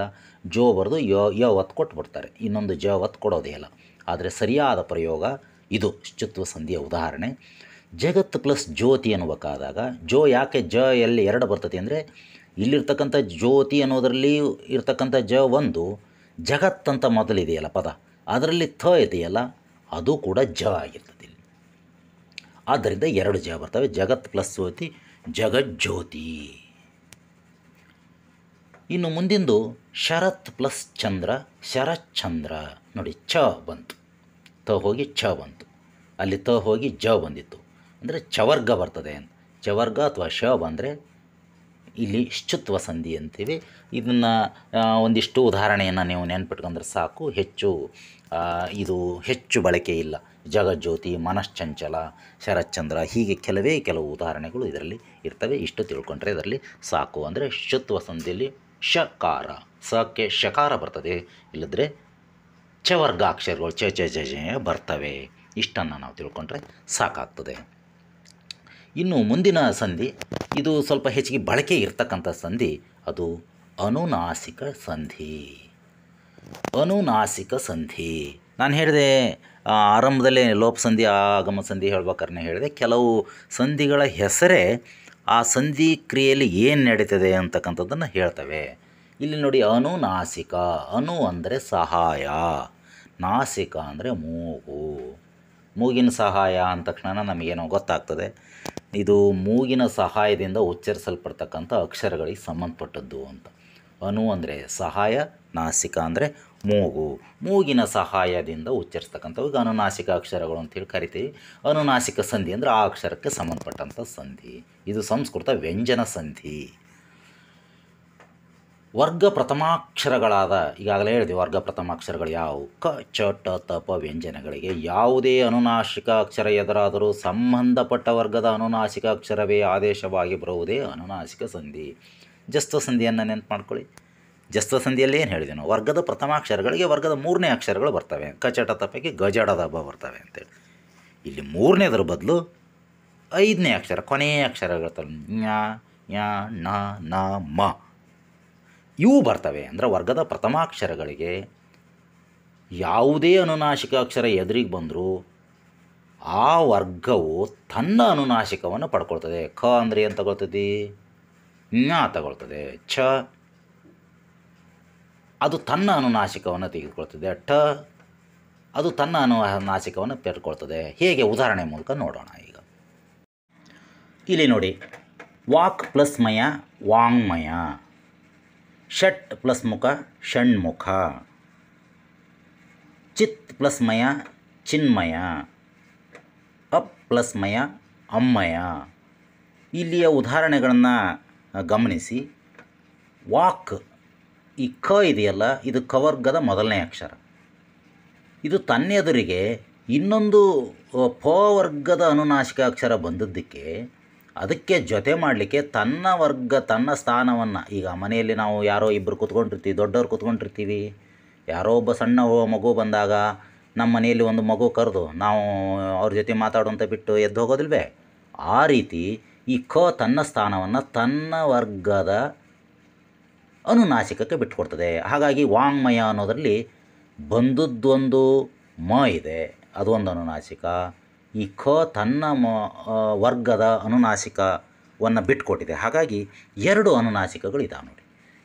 ಮುಂದಿನ ನೋಡಿ ಷಟ್ ಪ್ಲಸ್ ಮುಖ. ಅಲ್ಲಿ ಕೂಡ ಟಕ್ಕೆ ಟ ಪ್ರಥಮ ಅಕ್ಷರ, ಮ ಅನ್ನೋದು ಇನ್ನೊಂದು ವರ್ಗದ ಕೊನೆಯ ಅಕ್ಷರ.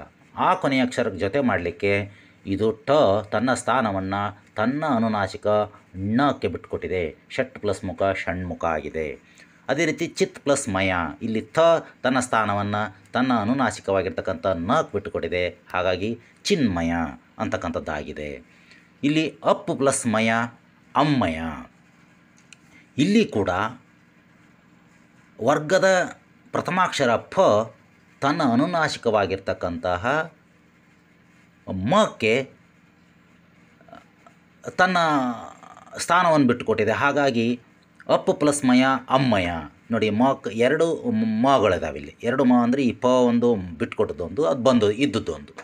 ಹೀಗೆ ಈ ಅನುನಾಸಿಕ ಸಂಧಿಯಲ್ಲಿ ಕೂಡು ಪದಗಳು ಅಥವಾ ಸಂಧಿ ಪದಗಳಲ್ಲಿ 2 ಅನುನಾಸಿಕಗಳಿರ್ತವೆ. ಒಂದು ಉತ್ತರ ಪದದ ಆರಂಭದಲ್ಲಿ ಬರ್ತಕ್ಕಂಥದ್ದು ಅನುನಾಸಿಕ, ಇನ್ನೊಂದು ಪೂರ್ವ ಪದದ ಕೊನೆಯ ವರ್ಗ ಪ್ರಥಮಾಕ್ಷರ ಬಿಟ್ಟು ಕೊಡ್ತಕ್ಕಂಥ ಅಕ್ಷರ. ಹೀಗಾಗಿ 2 ಅನುನಾಸಿಕಗಳು ಇಲ್ಲಿ ಇರ್ತವೆ ಅಂತಕ್ಕಂಥದ್ದನ್ನು ನಾವು ಗಮನಿಸಬೇಕು. ಇನ್ನು ಅನುನಾಸಿಕ ಸಂಧಿ ಆದಮೇಲೆ ಬರ್ತಕ್ಕಂಥದ್ದು ಮುಖ್ಯವಾಗಿ ಈ ಸಂಧಿಗಳಲ್ಲಿ ಹೆಚ್ಚು ಬಳಕೆ ಇಲ್ಲದಿರುವ ಒಂದು ವಿಸರ್ಗ ಸಂಧಿ ಅಂತ. ಈ ವಿಸರ್ಗ ಸಂಧಿಯನ್ನು ಭಾಳಷ್ಟು ಜನ ವ್ಯಾಕರಣ ಪುಸ್ತಕಗಳಲ್ಲಿ ಸೇರಿಸಿರೋದಿಲ್ಲ. ಅದು ಸಂಧಿ ಅಲ್ಲ, ಹೌದು, ಹೀಗೆಲ್ಲ ಚರ್ಚೆಗಳು. ಅದರ ಪ್ರಯೋಗ ಇದೆ. ಆ ಕಾರಣಕ್ಕಾಗಿ ನೀವು ಜಸ್ಟ್ ಅದನ್ನ ಉದಾಹರಣೆಯನ್ನು ನೋಡಿಕೊಂಡ್ರೆ ಸಾಕು. ವಿಸರ್ಗ ಸಂಧಿ ಅಂದರೆ ವಿಸರ್ಗ ಆದೇಶ ಆಗಿ ಬರೋದಷ್ಟೇ. ಅಂತರ್ ಪ್ಲಸ್ ಕಲಹ ಅಂದರೆ ಒಳಜಗಳ ಅಂತ ಹೇಳ್ಬೇಕಾದ್ರೆ ಅಂತಃಕಲಹ, ಇಂಥ ಪ್ರಯೋಗವನ್ನು ನಾವು ಮಾಡ್ತೀವಿ. ಇಲ್ಲಿ ತದ ಮುಂದೆ ಏನು ಬಂದಿದೆ? ವಿಸರ್ಗ ಬಂದಿದೆ ನೋಡಿ. ಅದೇ ರೀತಿ ಮನಸ್ಪರಿವರ್ತನೆ, ಮನಃ ಪರಿವರ್ತನೆ, ಈ ರೀತಿಯ ಪ್ರಯೋಗಗಳಿದ್ದರೆ ಇದಕ್ಕೆ ವಿಸರ್ಗ ಸಂಧಿ ಅಂತಾರೆ. ಹೆಚ್ಚು ಕೇಳೋದಿಲ್ಲ ಇದನ್ನ ಪರೀಕ್ಷೆ ಇಂಥದ್ರಲ್ಲಿ, ಆದರೆ ಇದು ಬಳಕೆ ಇದೆ ಅಂತಕ್ಕಂಥದ್ದು ನಿಮಗೆ ಗೊತ್ತಿರಲಿ. ಇಲ್ಲಿಗೆ ಸಂಧಿಗಳ ಎಲ್ಲ ಸಂಧಿಗಳ ವಿಚಾರವನ್ನು ನಾವು ನೋಡಿದ್ದೇವೆ. ಇದುವರೆಗೂ ನಾವು ಈ ಪಾಠದಲ್ಲಿ ಸಂಧಿಗಳಿಗೆ ಸಂಬಂಧಪಟ್ಟಂಥ ಈ ಪಾಠದಲ್ಲಿ, ಈ ವಿಡಿಯೋದಲ್ಲಿ ಏನೆಲ್ಲ ಕಲ್ತ್ವಿ ಅಂತಕ್ಕಂಥದ್ದನ್ನು ಕೊನೆಯಲ್ಲಿ ಒಂದು ಸಾರಿ ನಾವು ನೆನಪು ಮಾಡ್ಕೊಳ್ಳೋಣ. ಕೊನೆಯಲ್ಲಿ ಮುಖ್ಯಾಂಶಗಳು. ಇಲ್ಲಿಗೆ ಈ ಅಧ್ಯಾಯ ಮುಕ್ತಾಯ ಆಗ್ತಾ ಇದ್ದು, ಕೊನೆಯಲ್ಲಿ ಮತ್ತೊಮ್ಮೆ ಮುಖ್ಯಾಂಶಗಳನ್ನು ಈಗ ನಾವು ನೆನಪು ಮಾಡಿಕೊಳ್ಳೋಣ. ಏನೇನನ್ನು ನಾವು ಕಲ್ತ್ವಿ ಅಂತಕ್ಕಂಥದ್ದನ್ನು ನೋಡೋಣ. ಇದುವರೆಗೂ ನಾವು ಈ ಅಧ್ಯಾಯದಲ್ಲಿ ತಿಳಿದುಕೊಂಡ ವಿಷಯಗಳ ಮುಖ್ಯಾಂಶಗಳು ಇವು. ಸಂಧಿ ಅಂದರೆ ಏನು ಅಂತ ತಿಳ್ಕೊಂಡ್ವಿ. ಸಂಧಿ ಎಂಬುದು ಅಕ್ಷರಗಳು ಕಾಲ ವಿಳಂಬವಿಲ್ಲದೆ ಸೇರುವ ಒಂದು ಭಾಷಾ ಕ್ರಿಯೆ ಅಂತಕ್ಕಂಥ ಅಂಶವನ್ನು ಕಲ್ತ್ವಿ.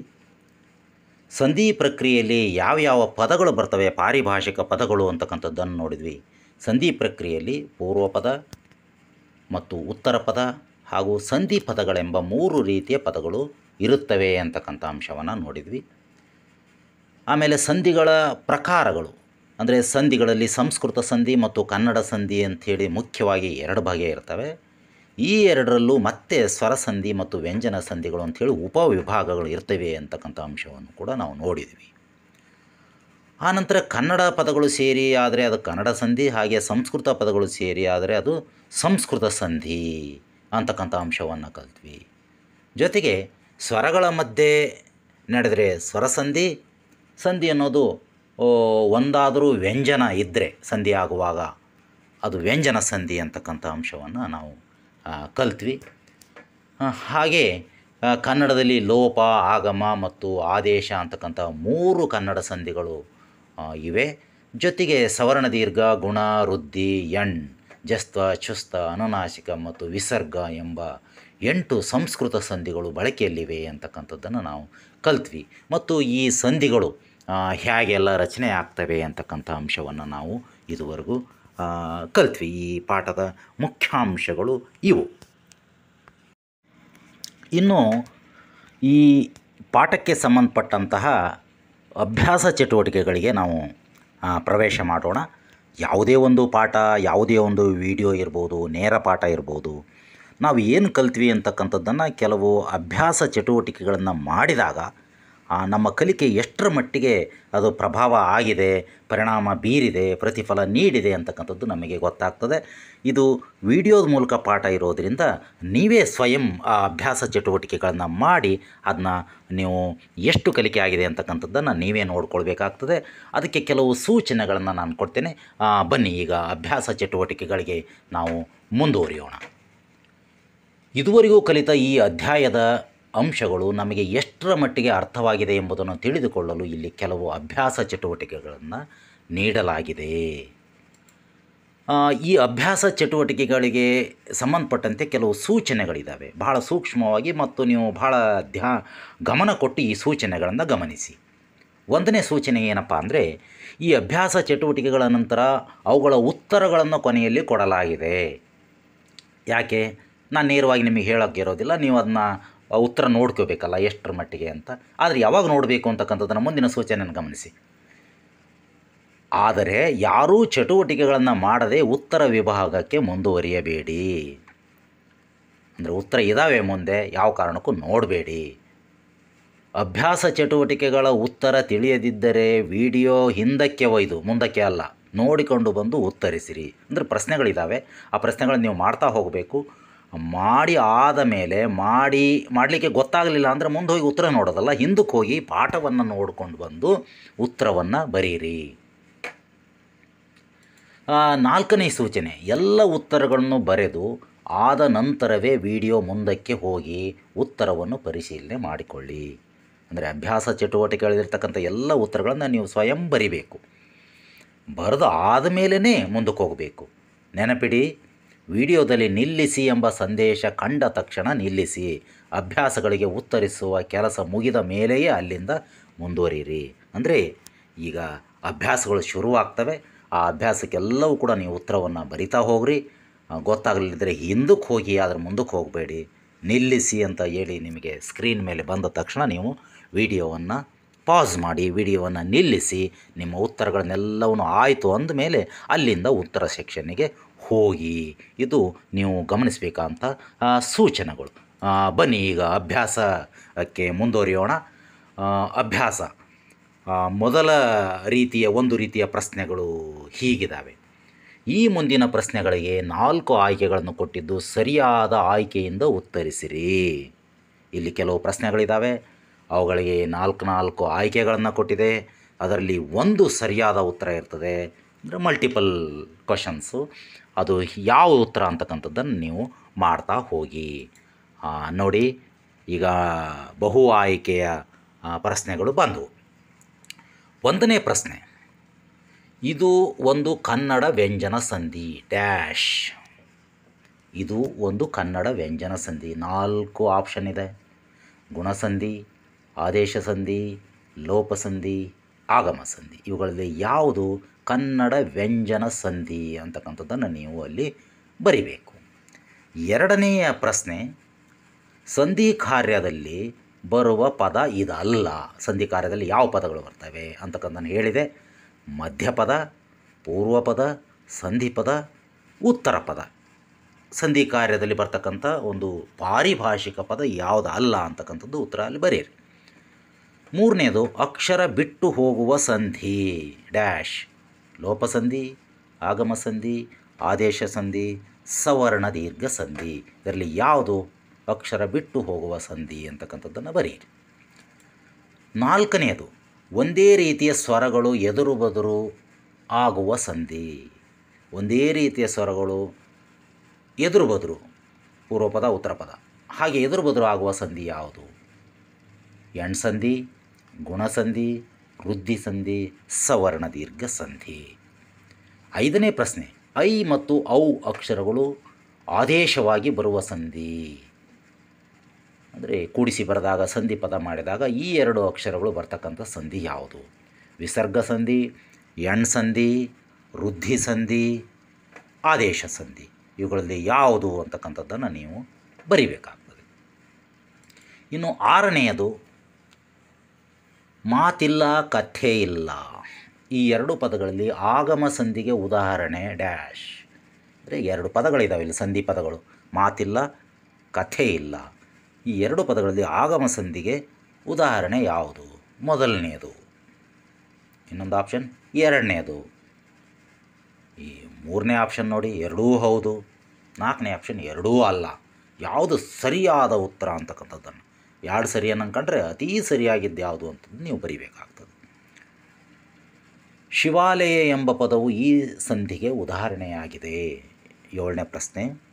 ಗುಣಸಂಧಿ, ಎಣ್ಸಂಧಿ, ಸವರ್ಣ ದೀರ್ಘ ಸಂಧಿ, ಲೋಪಸಂಧಿ. ಇದರಲ್ಲಿ ಯಾವುದು ಸರಿಯಾದ ಉತ್ತರ ಅಂಥೇಳಿ ನೀವು ಬರೀಬೇಕು. ಇನ್ನು ಬಹು ಆಯ್ಕೆಯಲ್ಲಿ 8ನೆಯ ಪ್ರಶ್ನೆ. ಕೈಗನ್ನಡಿ ಈ ಪದವು ಈ ಸಂಧಿ ಯಾವ ಸಂಧಿ ಪದ ಇದು? ಜಸ್ತ್ವ, ಶ್ಚುತ್ವ, ಲೋಪ, ಆದೇಶ. ಯಾವ ಸಂಧಿ ಅಂತಕ್ಕಂಥದ್ದನ್ನು ನೀವು ಇಲ್ಲಿ ಉತ್ತರವನ್ನು ಬರಿಬೇಕು. ಈ ಬಹು ಆಯ್ಕೆಯಲ್ಲಿ 9ನೇ ಪ್ರಶ್ನೆ, ಮುಂದಿನ ಪ್ರಶ್ನೆ. ಸದಾನಂದ ಪದವು ಈ ಸಂಧಿಗೆ ಉದಾಹರಣೆ ಇದು. ಯಾವ ಸಂಧಿಗೆ?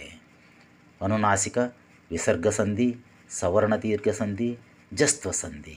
ಇದರಲ್ಲಿ ಯಾವ ಸಂಧಿಗೆ ಉದಾಹರಣೆ ಅಂತಕ್ಕಂಥದ್ದನ್ನು ನೀವು ಅಲ್ಲಿ ಬರೀಬೇಕು.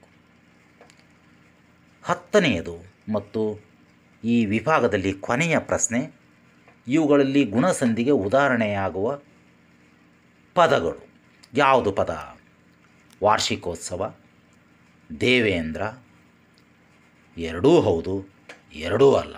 ಅಂದರೆ ಇವುಗಳಲ್ಲಿ ಗುಣಸಂಧಿಗೆ ಯಾವುದು ಉದಾಹರಣೆ? ವಾರ್ಷಿಕೋತ್ಸವ ಅನ್ನೋದು ಉದಾಹರಣೆಯ, ಅಥವಾ ದೇವೇಂದ್ರ ಅನ್ನೋದು ಉದಾಹರಣೆಯ, ಅಥವಾ ಇವೆರಡೂ ಹೌದಾ ಅಥವಾ ಎರಡೂ ಅಲ್ವಾ ಅಂತಕ್ಕಂಥದ್ದನ್ನು ನೀವು ಇಲ್ಲಿ ಬರಿಬೇಕು.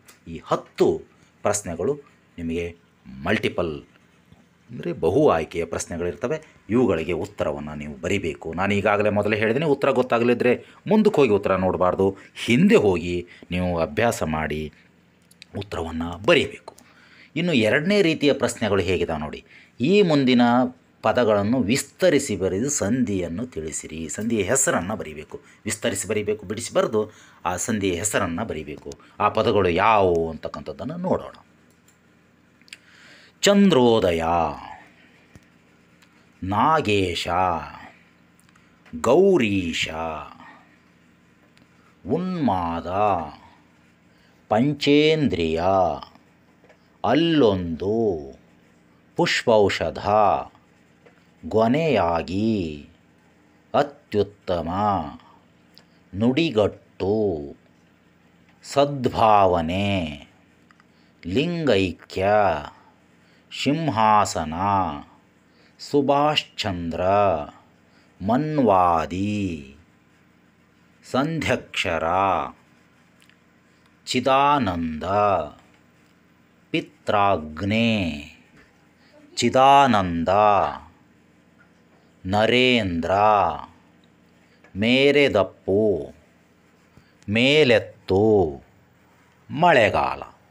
ಈ ಇಷ್ಟು ಪದಗಳನ್ನು ನೀವು ಬಿಡಿಸಿ ಬರೆದು ಅವು ಯಾವ ಸಂಧಿ ಅಂತಕ್ಕಂಥ ಅಭ್ಯಾಸವನ್ನು ಮಾಡಬೇಕು. ಒಂದು ವೇಳೆ ಗೊತ್ತಾಗದೇ ಇದ್ದರೆ ಹಿಂದೆ ಹೋಗಿ ಆ ಸಂಧಿಗಳನ್ನು ಮತ್ತೊಮ್ಮೆ ಅಭ್ಯಾಸ ಮಾಡಿ ಅವು ಯಾವ ಸಂಧಿ ಆಗ್ಬೋದು ಅಂತಕ್ಕಂಥದ್ದನ್ನು ನೀವು ಬರೀರಿ. ಆದರೆ ಯಾವ ಕಾರಣಕ್ಕೂ ಮುಂದೆ ಹೋಗಿ ಉತ್ತರವನ್ನು ನೋಡಬೇಡಿ. ಸರಿಯಾಗಲಿ ತಪ್ಪಾಗಲಿ ನೀವೆಲ್ಲ ಆ ಅಭ್ಯಾಸ ಚಟುವಟಿಕೆಗಳನ್ನು ಮುಗಿಸಿದ ನಂತರವೇ ಮುಂದಿನ ಸ್ಲೈಡಿಗೆ ಹೋಗಬೇಕು. ಈಗ ನೋಡಿ, ಸ್ಟಾಪ್ ಅಂತಕ್ಕಂಥದ್ದು ಬಂತು ಸ್ಕ್ರೀನು. ಸ್ಟಾಪ್ ಅಂದರೆ ನಿಲ್ಲಿಸಿ, ಇಲ್ಲಿಂದ ಅಭ್ಯಾಸ ಮಾಡೋದು ಮುಗಿದರೆ ಮಾತ್ರ ಮುಂದೆ ನೋಡಿ. ಅಭ್ಯಾಸ ಮಾಡೋದು ಅರ್ಧಬರ್ಧ ಆಗಿದ್ದರೆ ಹಿಂದೆ ವಿಡಿಯೋ ನೋಡ್ಕೊಂಡು ಅಭ್ಯಾಸ ಪೂರ್ಣ ಮಾಡಿ ಆಮೇಲೆ ಸ್ವಯಂ ಮೌಲ್ಯಮಾಪನಕ್ಕಾಗಿ ಇಲ್ಲಿಂದ ಮುಂದೆ ಹೋಗಿ. ಇಲ್ಲಿಂದ ಮುಂದೆ ಉತ್ತರಗಳು ಪ್ರಾರಂಭ ಆಗ್ತವೆ. ಆ ಅಭ್ಯಾಸ ಆಗೋವರೆಗೂ ಇಲ್ಲಿ ವಿಡಿಯೋವನ್ನು ಇಲ್ಲಿಗೆ ನೀವು ನಿಲ್ಲಿಸಿ.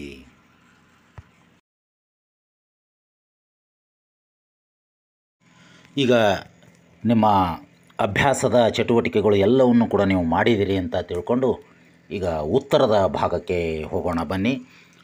ಉತ್ತರಗಳನ್ನು ನಾನು ಈಗಾಗಲೇ ಹೇಳಿದಾಗೆ ನೀವೆಲ್ಲರೂ ಕೂಡ ಅಭ್ಯಾಸ ಮಾಡಿದ ಮೇಲೆ ಇಲ್ಲಿಗೆ ಹೋಗೋಣ ಬನ್ನಿ. ಮೊದಲೇ ಪ್ರಶ್ನೆಗಳು, ಮೊದಲ ವಿಭಾಗದ ಪ್ರಶ್ನೆಗಳು ಏನಿದ್ವಪ್ಪ ಅಂದರೆ ನಾಲ್ಕು ಆಯ್ಕೆಗಳನ್ನು ಕೊಟ್ಟಿತ್ತು. ಅವುಗಳಿಗೆ ಒಂದು ಸರಿಯಾದ ಉತ್ತರವನ್ನು ಬರೆಯಿರಿ ಅಂತೇಳಿ ಹೇಳಲಾಗಿತ್ತು. ಅವುಗಳಿಗೆ ಸರಿಯಾದ ಉತ್ತರ ಏನಿದೆ ಅಂತ ನೋಡೋಣ. ಮೊದಲ ಪ್ರಶ್ನೆ ಹೀಗಿತ್ತು: ಇದು ಒಂದು ಕನ್ನಡ ವ್ಯಂಜನ ಸಂಧಿ. ಅಲ್ಲಿ 4 ಆಪ್ಷನ್ ಕೊಟ್ಟಿತ್ತು: ಗುಣಸಂಧಿ, ಆದೇಶ ಸಂಧಿ, ಲೋಪಸಂಧಿ, ಆಗಮ ಸಂಧಿ ಅಂತ. ಅದರಲ್ಲಿ ಆದೇಶ ಸಂಧಿ ಅನ್ನೋದು ಸರಿಯಾದ ಉತ್ತರ. ಎರಡನೆಯದು ಸಂಧಿ ಕಾರ್ಯದಲ್ಲಿ ಬರುವ ಪದ ಇದಲ್ಲ ಅಂತ ಕೇಳಿ. ಅದರಲ್ಲಿ ಆಪ್ಷನ್ಸು ಮಧ್ಯಪದ, ಪೂರ್ವಪದ, ಸಂಧಿಪದ, ಉತ್ತರ ಪದ ಅಂತ ಇತ್ತು. ಮಧ್ಯಪದ ಅಂತಕ್ಕಂಥದ್ದು ಸರಿಯಾದ ಉತ್ತರ ಆಗಿತ್ತು. ಮೂರನೇದು ಅಕ್ಷರ ಬಿಟ್ಟು ಹೋಗುವ ಸಂಧಿ, ಅದು ಲೋಪಸಂಧಿ. ಲೋಪ ಅಂದ್ರೆ ಬಿಟ್ಟು ಹೋಗೋದು ಅಂತ ನಾನು ಹೇಳಿದ್ದೆ, ಅದು ಸರಿಯಾದ ಉತ್ತರ ಅಲ್ಲಿ ಆಗಿತ್ತು. ಇನ್ನು ಈ ವಿಭಾಗದ 4ನೆಯ ಪ್ರಶ್ನೆ: ಒಂದೇ ರೀತಿಯ ಸ್ವರಗಳು ಎದುರು ಬದುರು ಆಗುವ ಸಂಧಿ ಅಂತ ಕೇಳಿತ್ತು. ಒಂದೇ ರೀತಿ, ಒಂದೇ ಜಾತಿ ಅಂತ ಪದ ಬಳಸಿದ್ವಿ, ಅದಕ್ಕೆ ಸವರ್ಣ ದೀರ್ಘ ಸಂಧಿ ಸರಿಯಾದ ಉತ್ತರ. ಎಣ್ ಸಂಧಿ, ಗುಣ ಸಂಧಿ, ವೃದ್ಧಿ ಸಂಧಿ ಇವೆಲ್ಲ ಆಯ್ಕೆಗಳು ಇದ್ದವು, ಅದರ ಸವರ್ಣ ದೀರ್ಘ ಸಂಧಿ ಸರಿಯಾದ ಉತ್ತರ ಆಗಿತ್ತು. 5ನೇ ಪ್ರಶ್ನೆ: ಐ ಮತ್ತು ಔ ಅಕ್ಷರಗಳು ಆದೇಶವಾಗಿ ಬರುವ ಸಂಧಿ ಡ್ಯಾಶ್ ಅಂತ ಇತ್ತು. ವಿಸರ್ಗ ಸಂಧಿ, ಎಣ್ ಸಂಧಿ, ವೃದ್ಧಿ ಸಂಧಿ, ಆದೇಶ ಸಂಧಿ ಇವೆಲ್ಲ ಆಯ್ಕೆಗಳಿದ್ದವು. ವೃದ್ಧಿ ಸಂಧಿ ಅನ್ನೋದು ಸರಿಯಾದ ಉತ್ತರ ಅದಕ್ಕೆ ಆಗಿತ್ತು. 6ನೇದು ಮಾತಿಲ್ಲ ಕಥೆ ಇಲ್ಲ. ಈ ಎರಡೂ ಪದಗಳಲ್ಲಿ ಆಗಮ ಸಂಧಿಗೆ ಉದಾಹರಣೆ ಡ್ಯಾಶ್ ಅಂತ ಇತ್ತು. ಅಲ್ಲಿ ಮೊದಲನೇದು, ಎರಡನೇದು ಎರಡೂ ಹೌದು ಎರಡೂ ಅಲ್ಲ ಅಂತ ಇತ್ತು. ಎರಡನೆಯದು ಆಗಮ ಸಂಧಿಗೆ ಅಂದರೆ ಕಥೆ ಇಲ್ಲ ಅಂತಕ್ಕಂಥದ್ದು, ಎರಡನೆಯದು ಅಂತಕ್ಕಂಥದ್ದು ಸರಿಯಾದ ಉತ್ತರ ಆಗಿತ್ತು.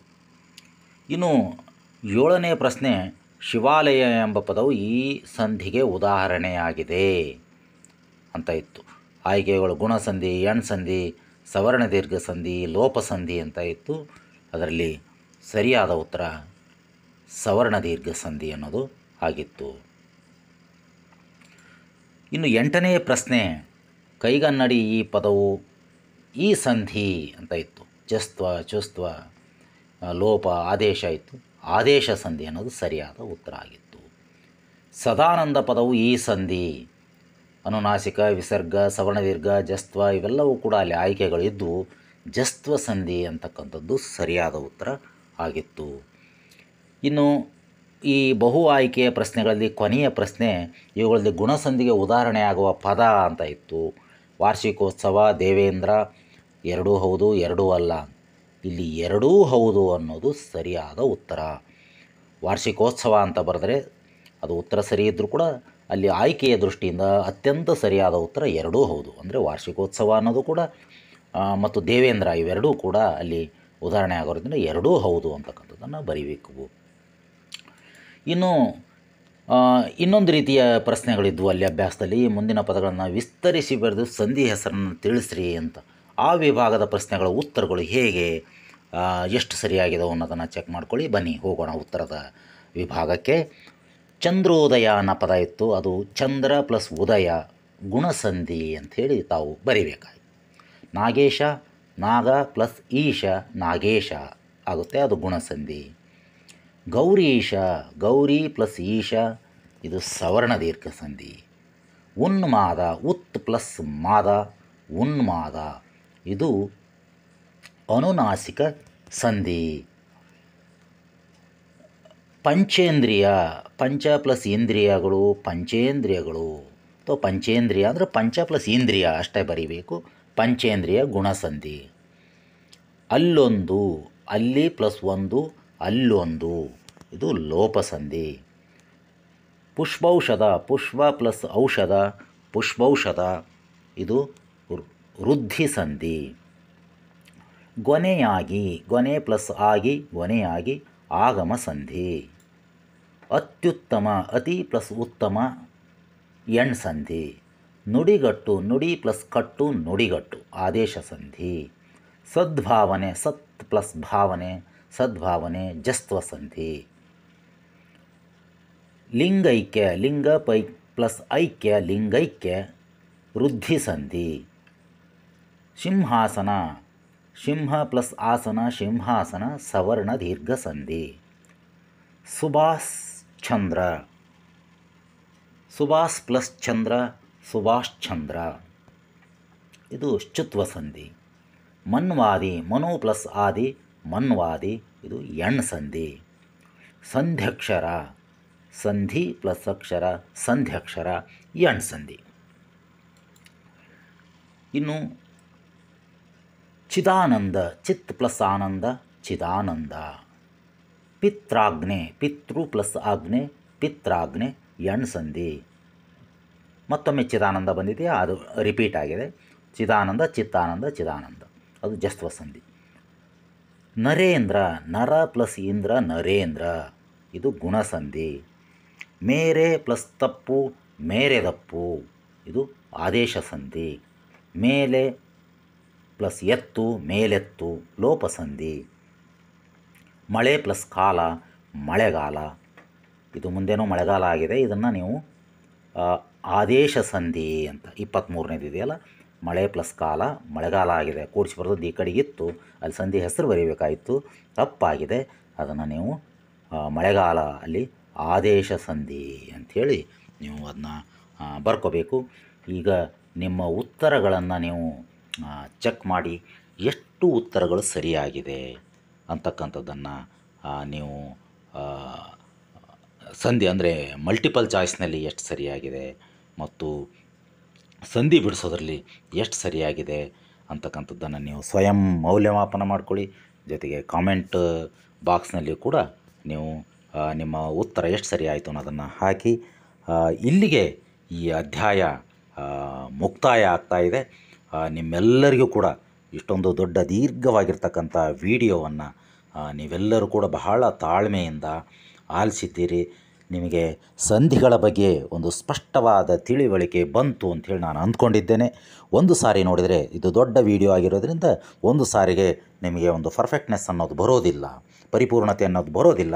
ಒಂದೆರಡು ಸಾರಿ ಎಷ್ಟು ಮತ್ತೆ ಅರ್ಥ ಆಗದಿದ್ದರೆ ಮತ್ತೊಂದು ಸಾರಿ ಈ ವಿಡಿಯೋವನ್ನು ನೋಡಿ ಮತ್ತು ಈ ವಿಡಿಯೋವನ್ನು ನೀವು ಇಷ್ಟ ಆದರೆ ನಿಮಗೆ ಲೈಕ್ ಮಾಡಿ, ಮತ್ತು ಬೇರೆಯವರು ನೀವು ಕಲೀಲಿ ಅಂತ ಆಸೆ ಇದ್ದರೆ ಶೇರ್ ಮಾಡಿ, ಜೊತೆಗೆ ಕಾಮೆಂಟ್ ಮಾಡಿ.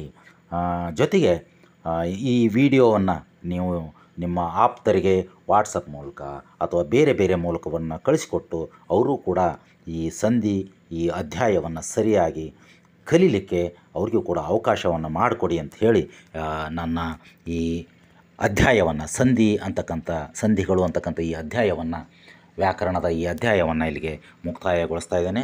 ಎಲ್ಲರಿಗೂ ಕೂಡ ಪ್ರೀತಿಪೂರ್ವಕವಾಗಿರ್ತಕ್ಕಂಥ ಧನ್ಯವಾದಗಳು.